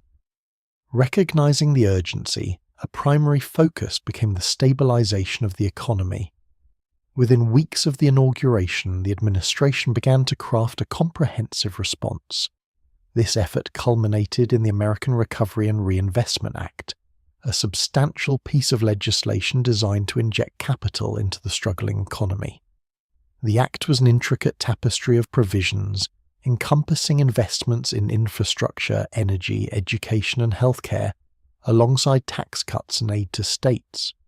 Its aim was multifaceted: to stimulate demand, to create and save jobs, and to lay a foundation for future economic growth. The passage and implementation of the Act required a quiet but persistent determination. The legislative process itself was complex, involving extensive negotiations and a steady focus on detail. Once enacted, the challenge shifted to effectively distributing the funds and overseeing their impact across various sectors.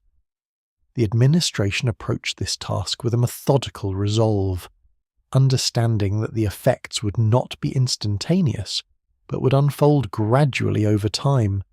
This period was marked by a constant engagement with economic data, a careful monitoring of market indicators, and a steady communication with the American public about the difficult path ahead.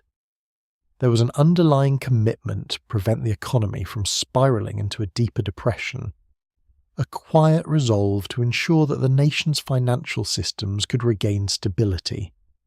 The efforts during these initial months were foundational, aimed at stemming the tide of economic contraction and setting a course, however challenging, toward eventual restoration. It was a time of intense pressure met with a steady, deliberate approach to governance. Beyond the immediate economic stabilization, a foundational ambition of the Obama administration quietly emerged: the reform of the nation's healthcare system. This endeavor, a goal pursued by many presidents before him, would become one of the most long and complex legislative battles of his first term. The existing system, characterized by rising costs, pre-existing condition exclusions, and a significant portion of the population without health insurance, had presented a formidable challenge.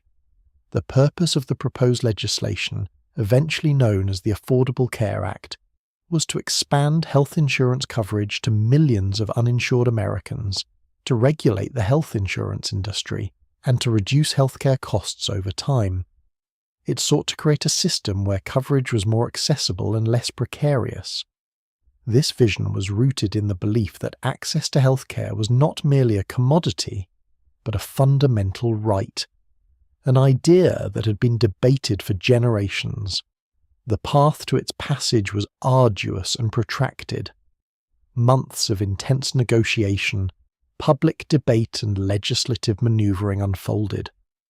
The process involved countless meetings, amendments and compromises, as the administration sought to bridge ideological divides and build a coalition strong enough to overcome entrenched opposition. There were moments when the legislation's prospects seemed uncertain, when the sheer complexity and political resistance threatened to derail the entire effort. Yet, through it all, a quiet perseverance guided the administration. The president and his team maintained a steady focus on the core objectives, understanding the profound impact that successful reform could have on the lives of ordinary citizens.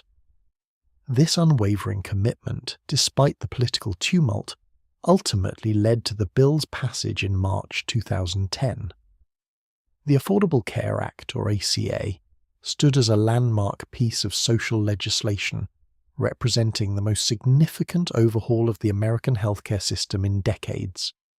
Its enactment marked a moment of quiet triumph and a testament to sustained legislative effort against considerable odds.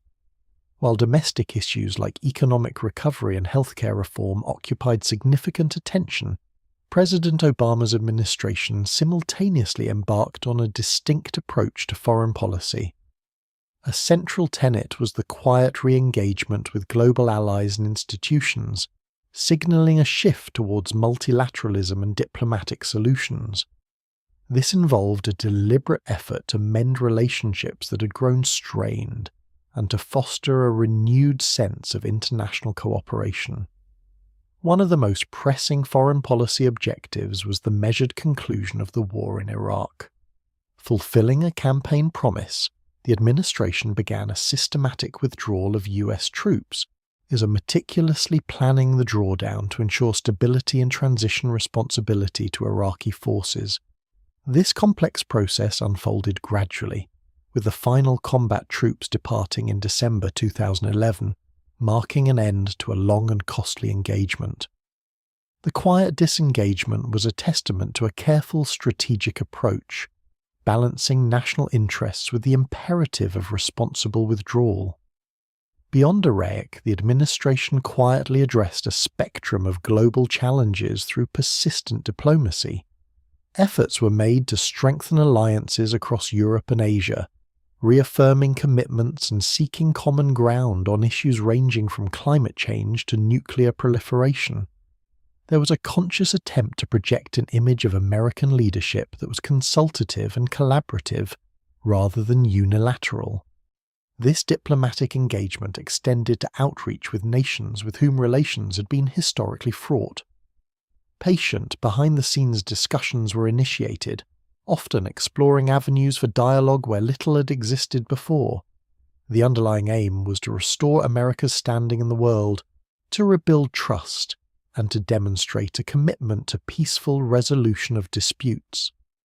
The president often emphasized the importance of soft power alongside military strength, advocating for a balanced approach that leveraged economic influence, cultural exchange, and moral suasion. The quiet efforts to realign America's role on the global stage, characterized by a renewed emphasis on international partnerships and a preference for diplomatic engagement, sought to navigate a complex world with a steady hand. It was a strategy designed to cultivate stability, address shared threats, and project an image of a nation committed to global cooperation. Amidst the broader strategic shifts in foreign policy, a singular, intensely secretive operation quietly unfolded, culminating in a moment of profound national and international significance. For years, the pursuit of Osama bin Laden, the architect of the September 11th attacks, had been a persistent and elusive objective for American intelligence agencies. Under President Obama's direction, this pursuit gained renewed, meticulous focus. The intelligence community, through patient and painstaking work, gradually pieced together fragments of information, eventually leading to a fortified compound in Abbottabad, Pakistan. The evidence, though circumstantial, steadily mounted, and suggesting that bin Laden resided within those walls. The decision to act was not taken lightly, involving extensive deliberation and careful assessment of risks and potential consequences. Over several months, a quiet, intricate planning process commenced. Elite Special Operations Forces, specifically Navy SEAL Team 6, trained rigorously for the highly sensitive mission, rehearsing every detail with precision and secrecy. The operation's parameters were defined with extreme care. To verify bin Laden's presence, capture him if possible, or eliminate him if necessary, all while minimizing collateral damage and avoiding detection by Pakistani authorities. On the evening of May 1, 2011, a small contingent of helicopters departed from Afghanistan, carrying the SEALs towards their objective. The raid itself was swift and decisive, lasting less than 40 minutes. Inside the compound, after a brief exchange of fire, Osama bin Laden was killed. The team meticulously gathered intelligence materials before departing, leaving the scene as discreetly as they had arrived. Back in Washington, President Obama, alongside his national security team, quietly monitored the unfolding events from the Situation Room, the tension palpable in the hushed space. Upon confirmation of bin Laden's death, a sense of solemn closure rather than jubilation permeated the room. The president then addressed the nation late that night, announcing the successful operation. His words were calm, measured, and reflective, acknowledging the long shadow of September 11th and the enduring pain it had caused. Across the United States, and in many parts of the world, the news brought a profound sense of justice and resolution. For nearly a decade, the figure of Osama bin Laden had symbolized an unaddressed wound, and his demise, achieved through quiet resolve and meticulous execution, offered a quiet moment of reckoning and a step towards healing. As the first term drew to a close, the prospect of a second election cycle emerged, requiring a renewed appeal to the American electorate. The 2012 presidential campaign would see President Obama face Mitt Romney, the former governor of Massachusetts, in a quiet but determined contest for the nation's highest office. This election would serve as a referendum on the policies and direction established during the preceding 4 years. The campaign unfolded against a backdrop of ongoing economic recovery, still fragile but showing signs of steady improvement, and persistent debates over the Affordable Care Act, which had become a defining legislative achievement and a point of contention. Both candidates presented distinct visions for the nation's future, engaging in a series of debates that allowed for a quiet comparison of their approaches to governance, economic policy, and social issues.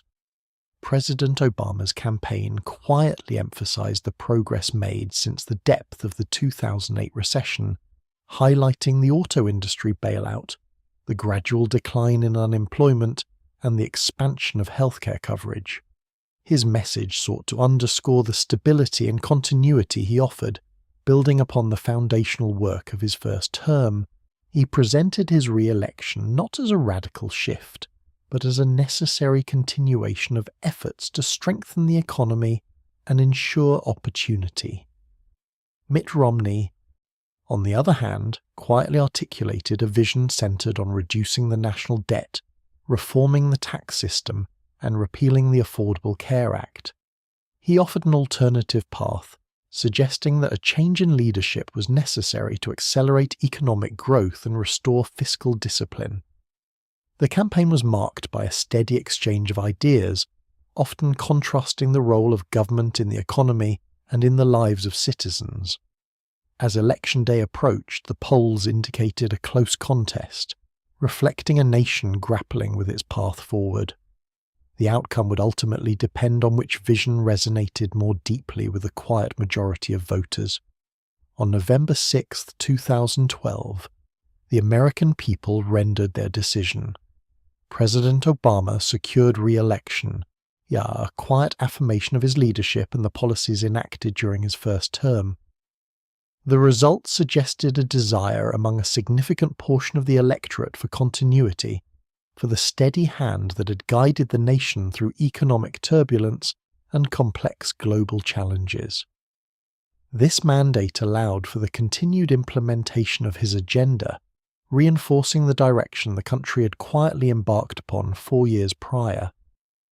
The victory represented not a dramatic upheaval, but a reaffirmation, a quiet nod of approval for the course already set. With a second term secured, the Obama administration quietly turned its attention to a new set of priorities, building upon the foundations laid in the preceding years. Among these, the escalating concerns surrounding climate change emerged as a central focus, all alongside persistent debates over gun control and a quiet yet profound shift in societal attitudes toward LGBTQ+ rights. The issue of climate change, long a subject of scientific consensus but political division, gained renewed prominence. President Obama's administration sought to re-establish American leadership in global efforts to mitigate its effects. This culminated in the arduous diplomatic efforts that led to the Paris Agreement in 2015. This landmark accord, quietly negotiated among nearly 200 nations, established a global framework for reducing greenhouse gas emissions. It represented a significant international commitment, emphasizing collective action and voluntary national contributions, a testament to sustained diplomatic engagement. Domestically, the second term was also marked by renewed discussion surrounding gun control. Following tragic events, particularly the Sandy Hook Elementary School shooting in late 2012, there was a quiet yet intense push for legislative action to address gun violence. The administration advocated for universal background checks and a ban on certain types of assault weapons. Despite these efforts, significant legislative changes proved difficult to achieve, encountering considerable opposition.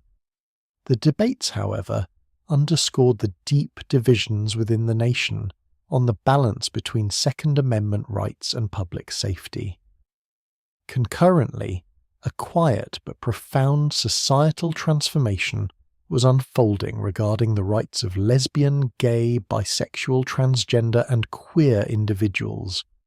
Attitudes within the United States had been steadily shifting, and, during Obama's second term, this evolution reached a critical juncture.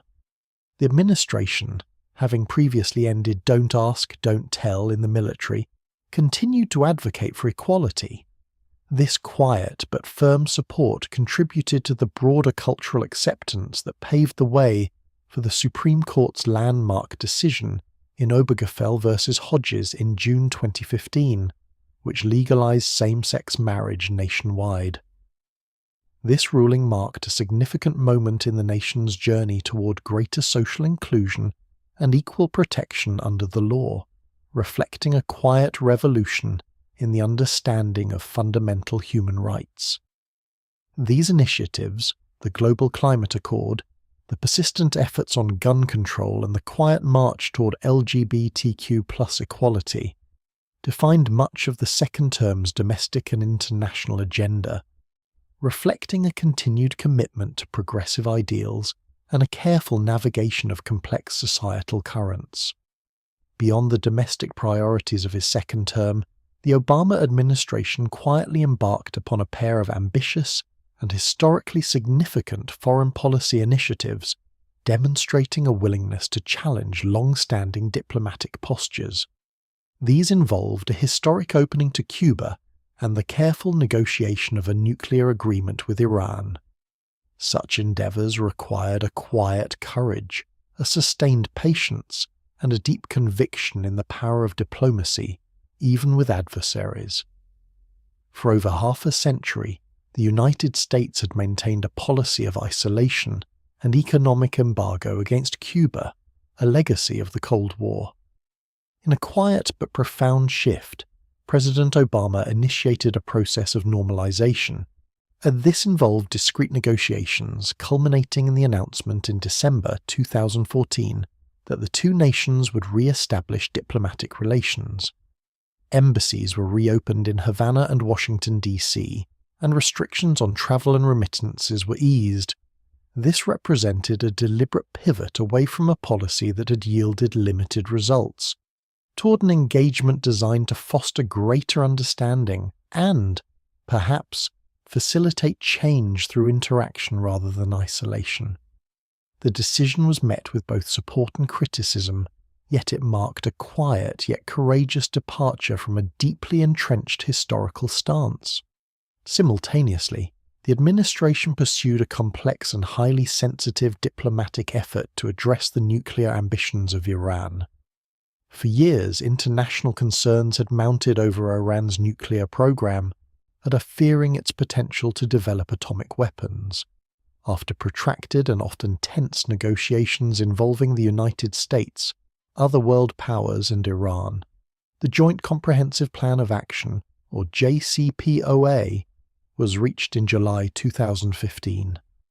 This agreement sought to prevent Iran from acquiring nuclear weapons by placing strict limitations on its nuclear program in exchange for the lifting of international sanctions. The intricate details of verification and compliance were meticulously crafted. This quiet pursuit of a diplomatic resolution, rather than military confrontation, required immense patience and a steadfast belief in the possibility of de-escalation through structured dialogue. Both the Cuban opening and the Iran deal stood as testament to a foreign policy philosophy that, even in the face of entrenched mistrust, Woody sought avenues for peaceful engagement and the quiet reduction of international tensions. Throughout his presidency, particularly in his second term, the nation found itself engaged in renewed and often intense dialogues concerning racial justice and the practices of law enforcement. A series of high-profile incidents involving police and African American citizens brought these issues into sharp public focus, prompting widespread protests and a collective introspection. President Obama, as the first African American president, occupied a unique and profoundly significant position within these unfolding conversations. His administration quietly endeavored to foster understanding and to address the complex systemic issues that lay beneath the surface of these events. He spoke with a measured tone, acknowledging the profound pain and frustration felt by many communities, while also expressing support for the dedication of law enforcement officers. These were delicate balancing acts, requiring a careful navigation of deeply held emotions and differing perspectives. In response to these national discussions, President Obama established the Task Force on 21st Century Policing. This body was charged with examining ways to build trust and promote effective crime reduction while enhancing public safety. Its recommendations, issued in 2015, provided a blueprint for communities seeking to reform their policing practices, focusing on areas such as community policing, training, technology, and officer wellness. The administration also engaged in quiet efforts to collect more comprehensive data on police interactions and to promote best practices across law enforcement agencies. These initiatives were not presented as immediate solutions to deeply rooted historical challenges, but rather as steps in an ongoing national journey. The president often utilized his platform to encourage dialogue, to bridge divides, and to remind the nation of its enduring ideals of equality and justice.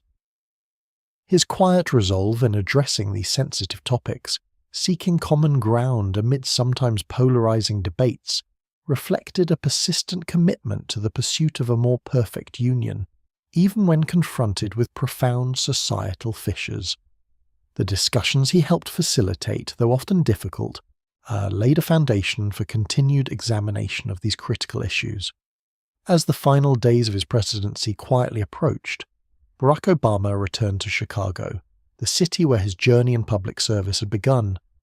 On January 10th, 2017, he delivered his farewell address, a moment of profound reflection on his 8 years in office and a thoughtful contemplation of the nation's path forward.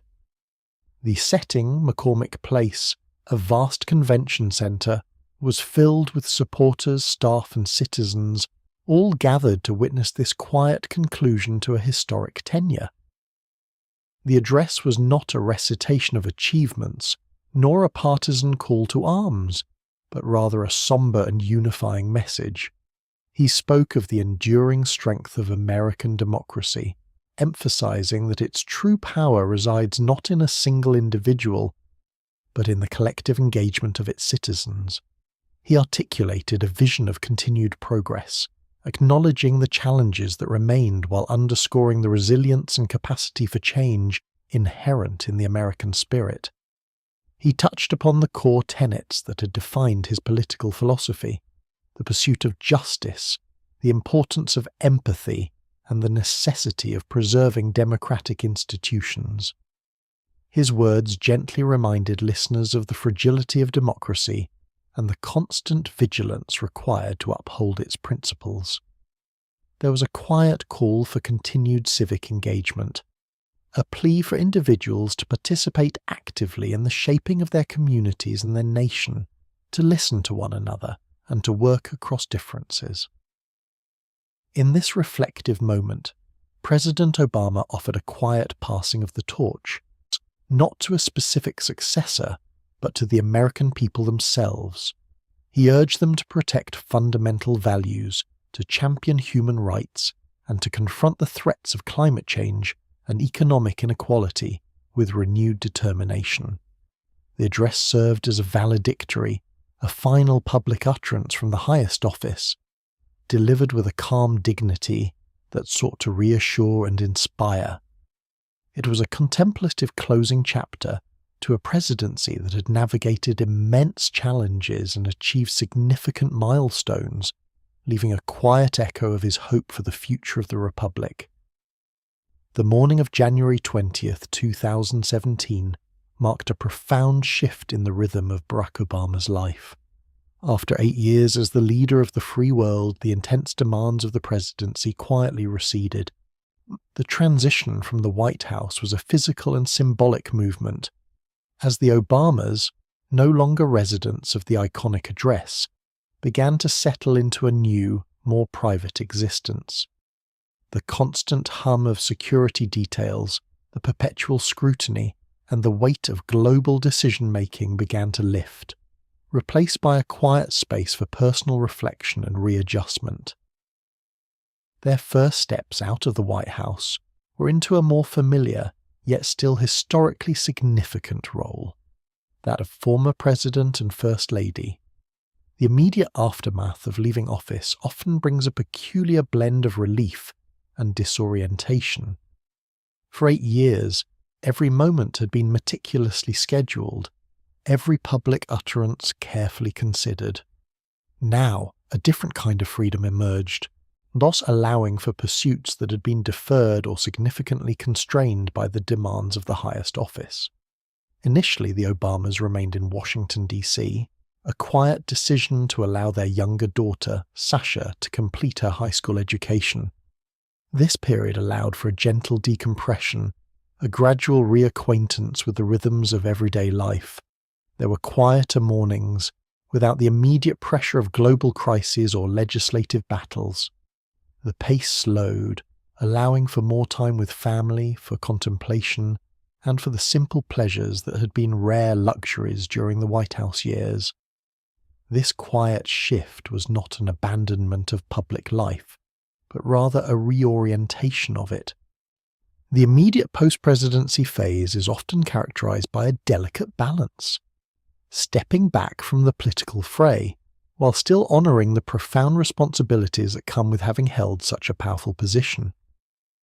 For Barack Obama, this meant a careful navigation of public appearances, a thoughtful selection of engagements, and the beginning of a process to define the next chapter of his public service, one that would operate on a different scale and with a more measured cadence.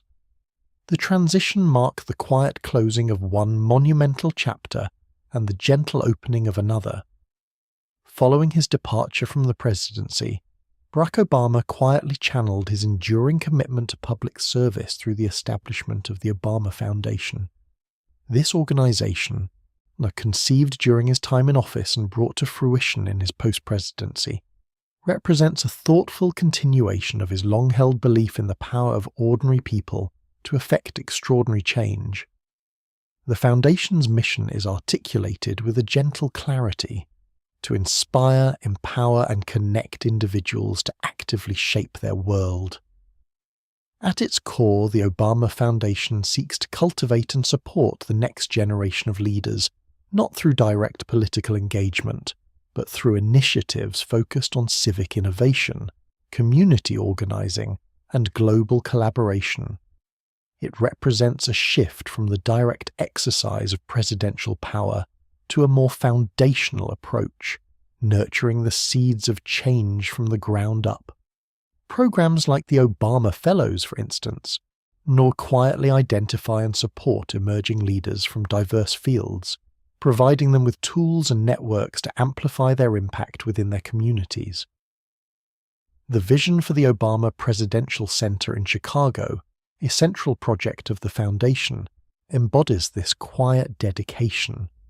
More than just a traditional library, it is conceived as an active hub for engagement, a place where ideas can converge and where citizens can be equipped with the resources and inspiration to tackle complex challenges. It is designed to be a living monument to the ideals of democracy and service, rather than merely a static archive of a presidency. Through these various endeavors, the Foundation quietly extends the legacy of a presidency that emphasized hope and collective action. It is a testament to the belief that progress is a continuous effort, requiring sustained engagement from individuals beyond the halls of government. The Foundation's work is a measured, deliberate effort to foster a more empathetic and interconnected world, reflecting a deep-seated conviction that every person possesses the capacity to contribute meaningfully to the common good. This quiet continuation of his commitment to community marks a significant aspect of his post-presidential life.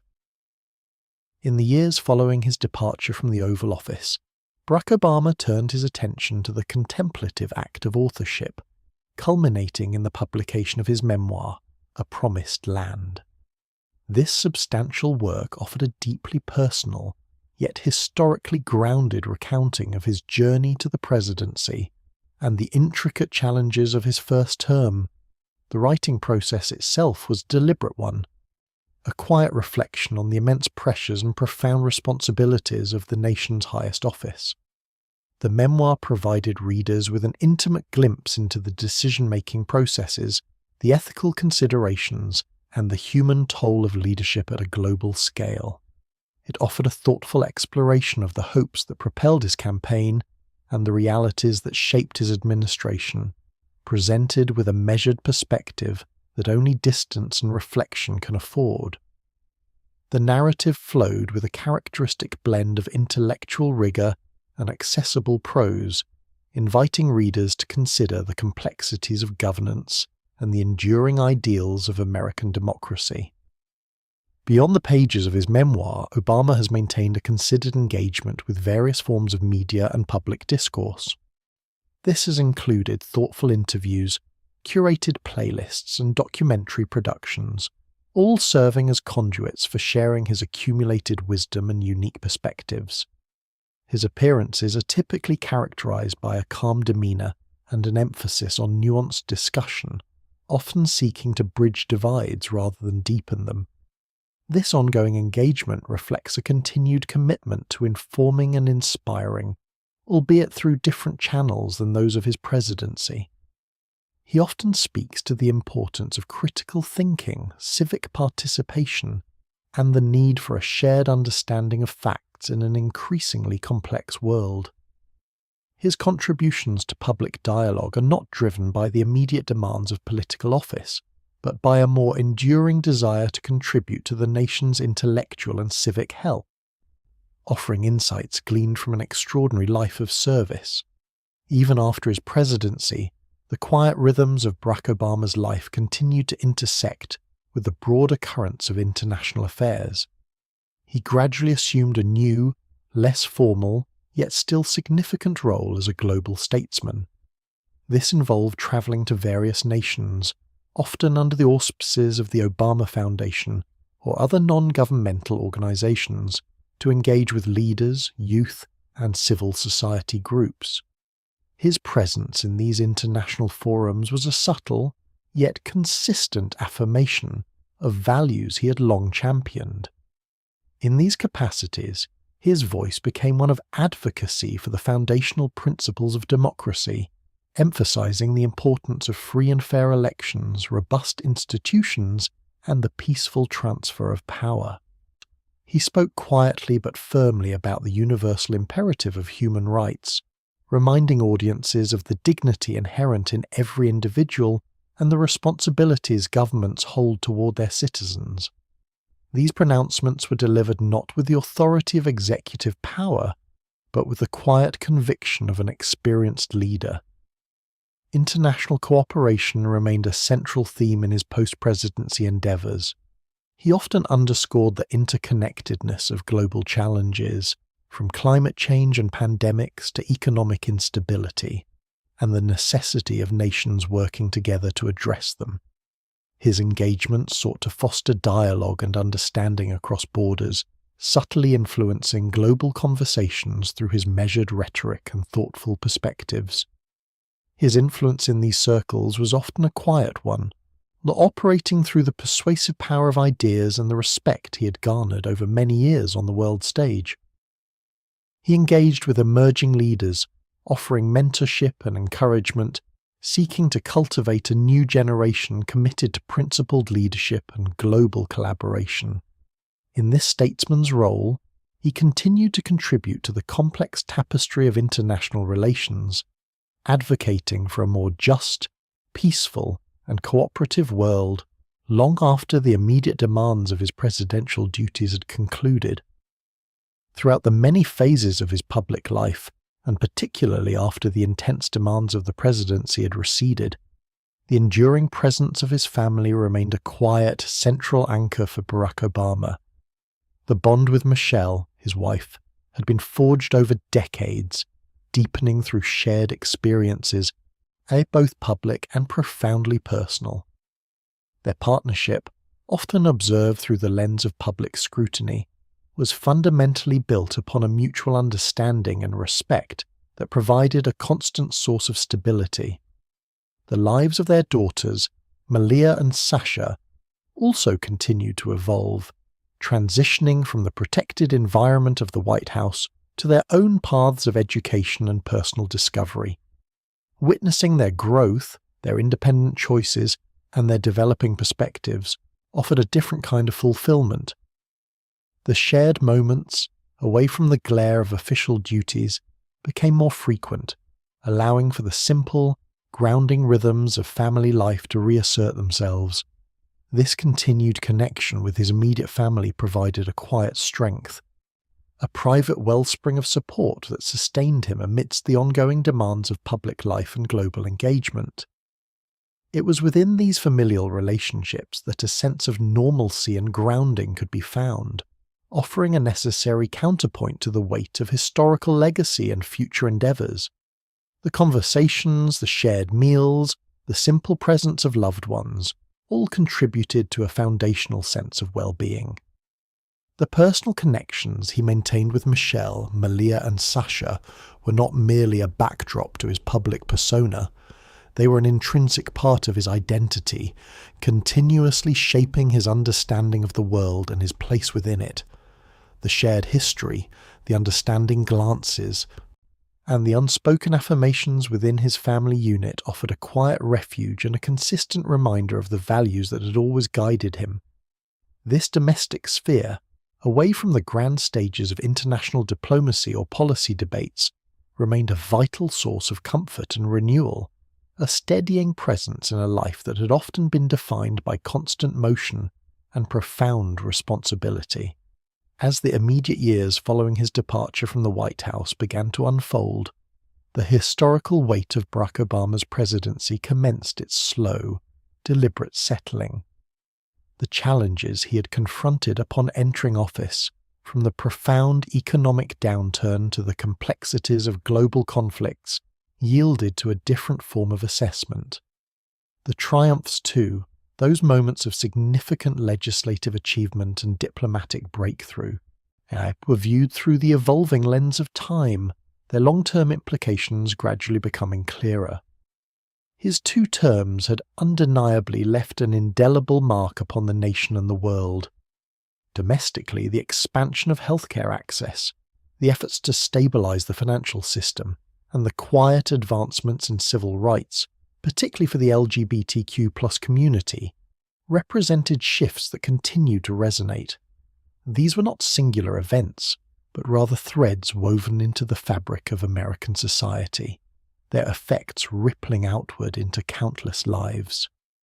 Globally, his administration's re-emphasis on multilateralism and diplomacy, after a period of considerable strain, began to redefine America's posture on the international stage.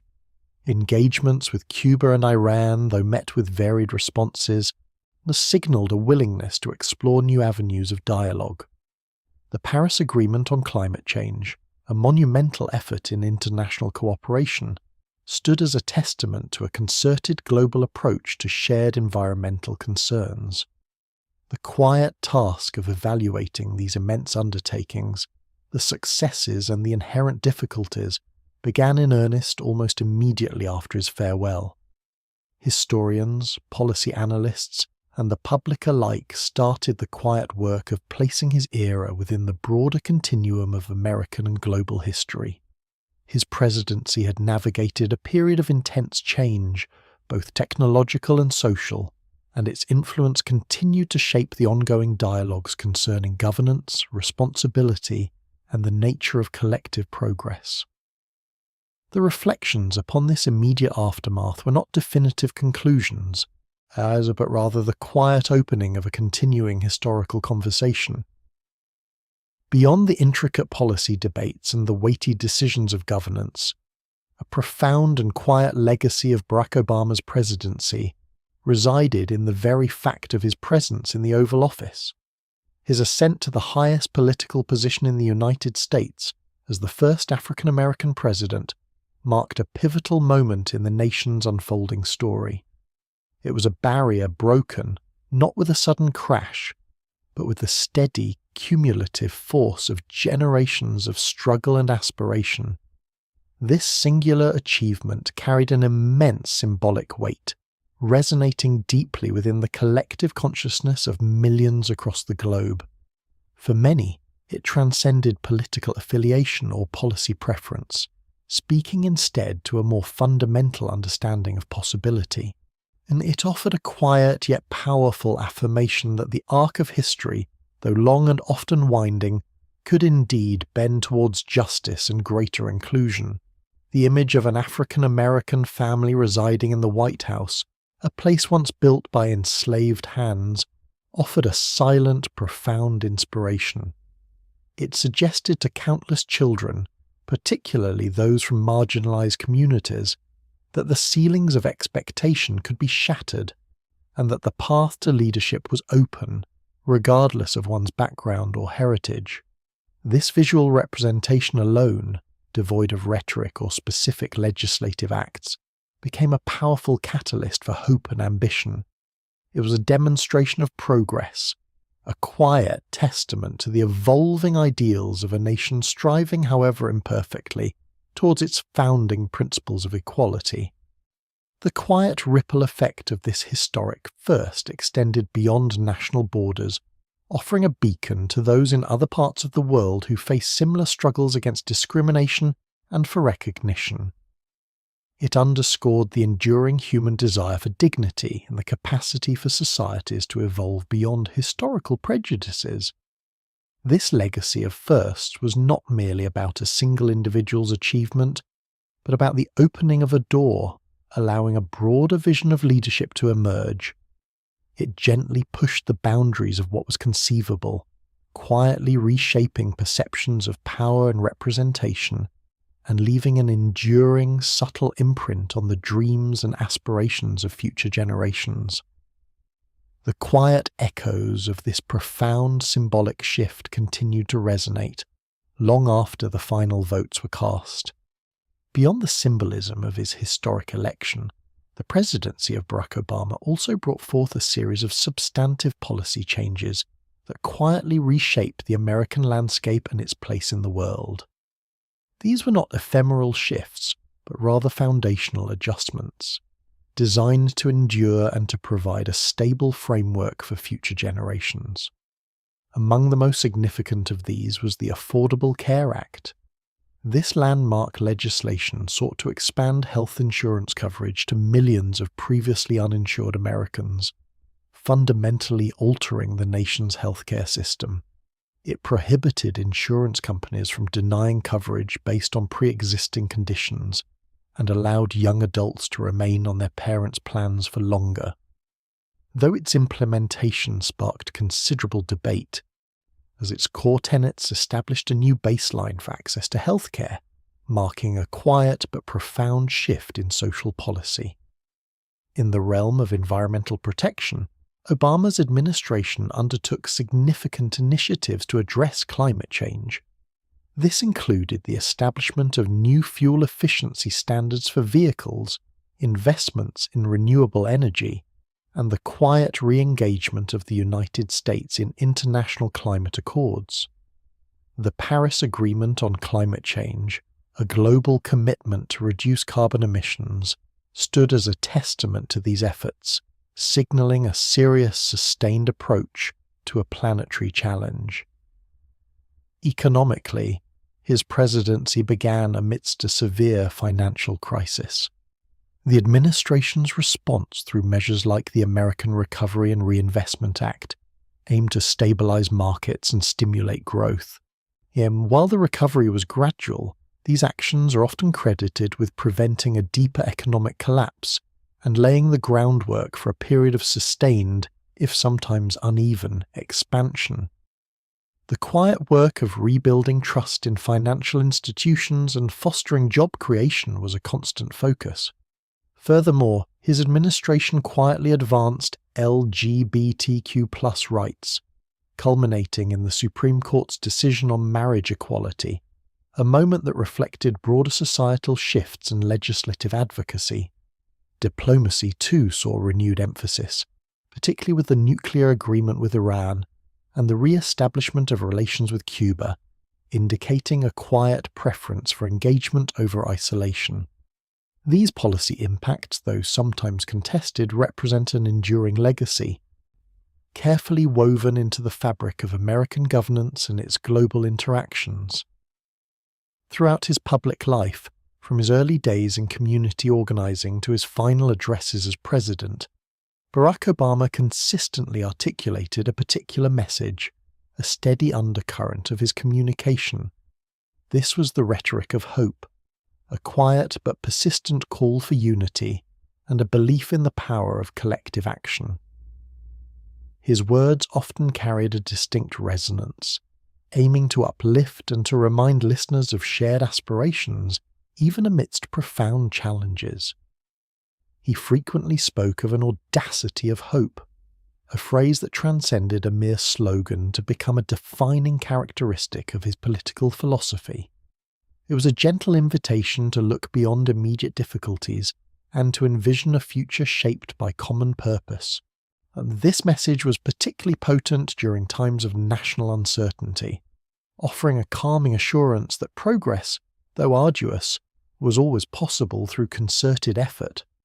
The theme of unity was another cornerstone of his rhetoric. Obama often emphasized the idea of one America, striving to bridge divides and to foster a sense of shared responsibility for the nation's welfare. His speeches sought to quiet the noise of partisan discord, gently steering conversations toward areas of common ground and mutual understanding. He believed deeply in the American ideal of a pluribus unum, out of many, one, and his words consistently reflected this conviction. He also championed the concept of collective action, underscoring that significant change rarely comes from individuals alone, but rather from the combined efforts of many. Whether discussing civil rights, economic recovery, or climate change, he framed these challenges not as insurmountable obstacles, but as opportunities for citizens to work together, to contribute their individual strengths to a larger cause. This quiet encouragement of civic engagement was a hallmark of his communication style, empowering individuals by linking their actions to broader societal improvements. His speeches, often delivered with a measured cadence and thoughtful pauses, were designed not to incite, but to inspire contemplation and a renewed sense of possibility. The quiet strength of his conviction, conveyed through careful articulation and a steady gaze, allowed his message of hope to resonate deeply, leaving a lasting impression on those who listened. It was a gentle reminder that even in complex times, a belief in a better future coupled with unified action holds transformative potential. No presidency, however aspirational, unfolds without its share of complexities, and the administration of Barack Obama was no exception. From its earliest days, it navigated a landscape often marked by significant opposition and a persistent array of challenges, both domestic and international. A balanced historical view acknowledges these difficulties, observing the points of contention with a neutral and reflective gaze. One prominent area of contention revolved around the Affordable Care Act. While a landmark legislative achievement for the administration, its passage and implementation faced fierce political resistance. Debates over its scope, its mechanisms, and its perceived impact on the healthcare system were extensive and often deeply polarized, leading to sustained efforts to repeal or significantly alter the law. These legislative battles underscored the profound ideological differences within the political landscape concerning the role of government in social welfare. Economically, despite the passage of the American Recovery and Reinvestment Act, the recovery from the 2008 financial crisis was perceived by some as slow. Criticisms emerged regarding the pace of job growth and the lingering effects of the recession on various segments of the population. The administration also faced quiet scrutiny over its handling of the national debt and the expansion of government spending in response to the crisis. Foreign policy decisions also drew their share of quiet scrutiny. While the approach shifted towards multilateralism and diplomacy, specific actions such as the drone program, the intervention in Libya, and the handling of the Syrian civil war were met with various forms of critique. The Iran nuclear deal, a significant diplomatic initiative, also generated substantial debate and opposition, particularly from those who viewed it as insufficient in preventing nuclear proliferation. Domestically, the administration contended with the lingering effects of the housing crisis, the rise of political polarization, and persistent national discussions on issues of race and justice. The quiet observation of these years reveals a presidency constantly engaged in negotiation, compromise, and the navigation of deeply entrenched societal and political divisions. These challenges, and the criticisms they engendered, now form an integral part of the historical record, offering a fuller understanding of the period. Beyond the legislative achievements and the policy debates, the presidency of Barack Obama quietly contributed to a subtle yet profound evolution in the ongoing narrative of American identity. His very presence in the nation's highest office, as the first African-American president, marked a significant moment in the understanding of diversity and inclusion within the national consciousness. This shift was not always overt or loudly proclaimed, but rather a gentle, almost imperceptible reshaping of what it meant to be an American and who could embody its leadership. His journey from a biracial background to the White House offered a powerful living illustration of the nation's complex demographic tapestry. It suggested an expansion of the traditional archetypes of American leadership, broadening the visual and cultural representation of power.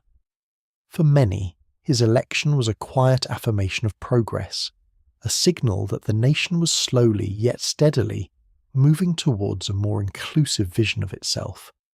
The image of a diverse first family residing in the executive mansion became a quiet, enduring symbol, broadcast across the globe, subtly altering both internal and external perceptions of American possibility.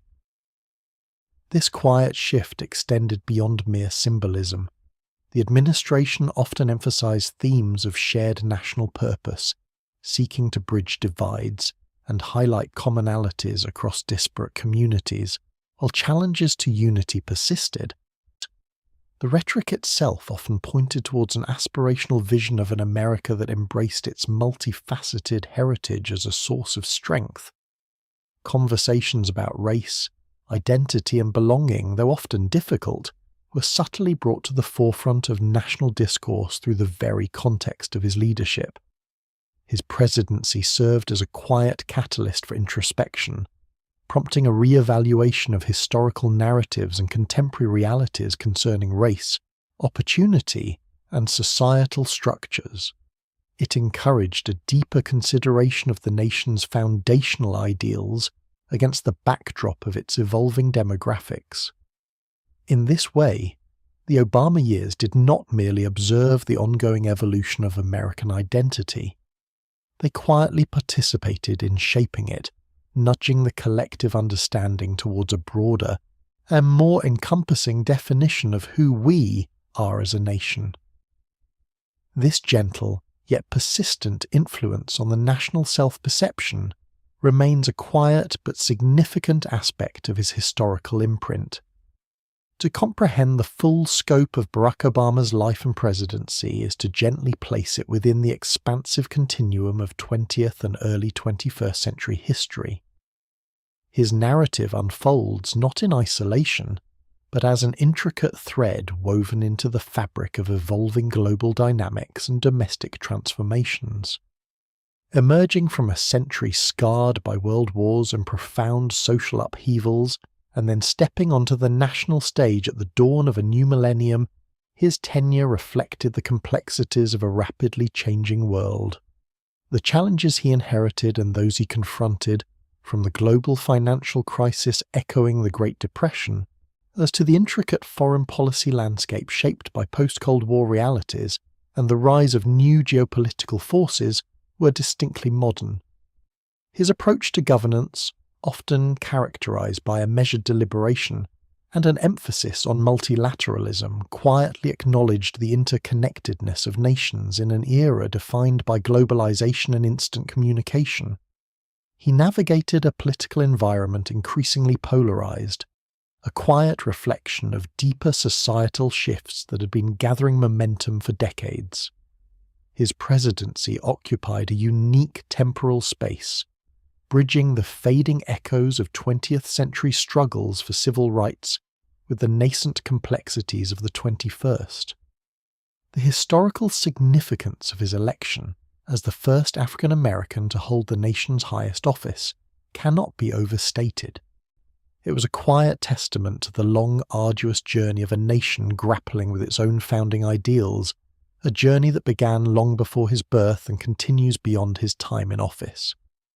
This quiet but undeniable impact on the trajectory of the nation lay not only in specific policy outcomes, but in the very symbolism of his presence and the subtle ways it altered the national conversation about identity, progress, and possibility.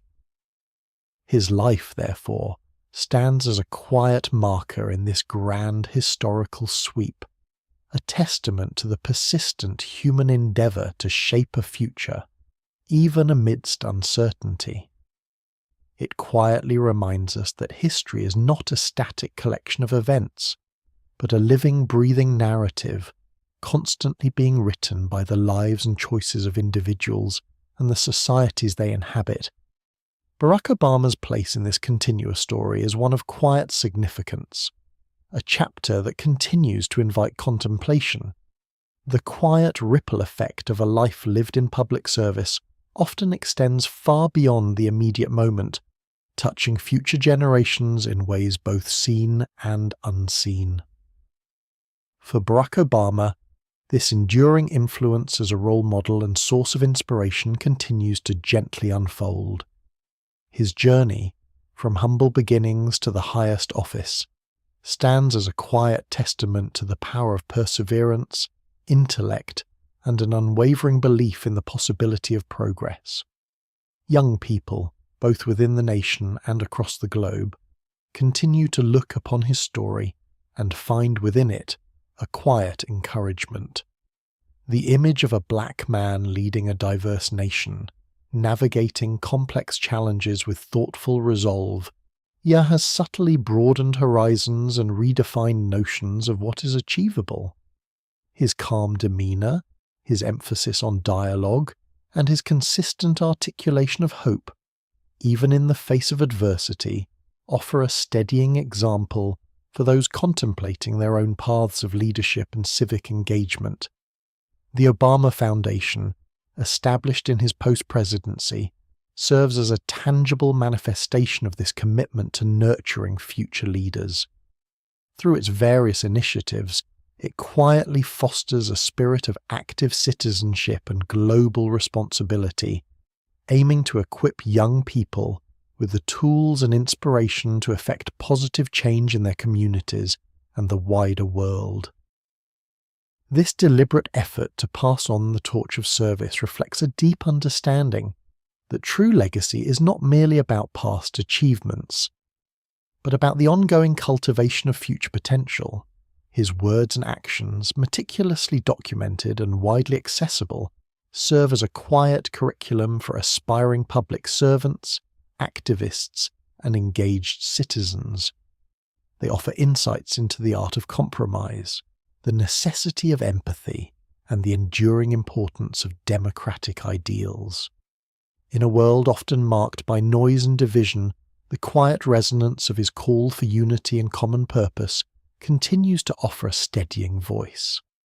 His enduring influence lies not in a demand for replication, but in the gentle invitation to consider one's own capacity for impact, inspiring countless individuals to envision and pursue their own contributions to a better future.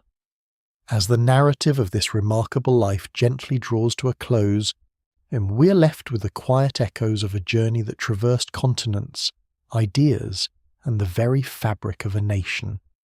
From the sun-drenched landscapes of Hawaii and Indonesia, through the intellectual corridors of law schools, to the hushed solemnity of the Oval Office, Barack Obama's path unfolded with a quiet determination.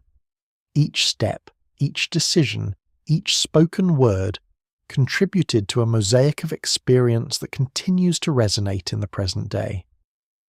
We have followed the thread of his early formative years, shaped by a diverse heritage and the thoughtful guidance of family.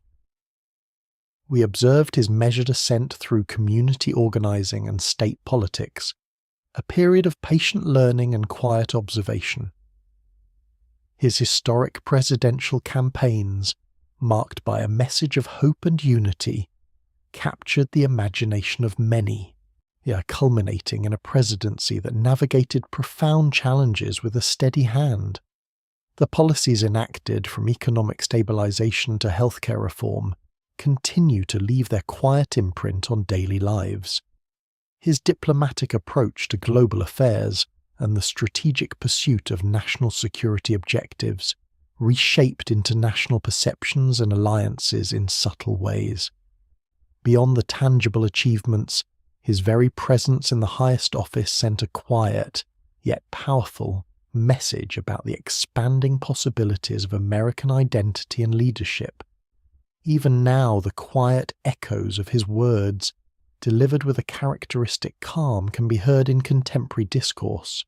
His calls for empathy, for understanding across divides, and for the enduring strength of democratic institutions, Buster, continue to offer a meditative counterpoint to the hurried rhythms of modern life.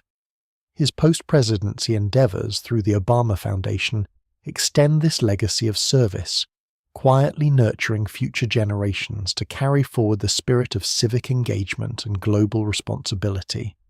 Let us now allow these quiet echoes to settle, to gently fade into the background of our thoughts.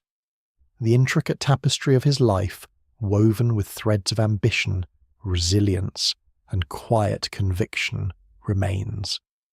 As we conclude this reflective journey, may a sense of calm contemplation envelop you, allowing the weight of history to become a gentle presence, guiding you towards a peaceful stillness. The story, in its quiet power, lingers, inviting a restful repose,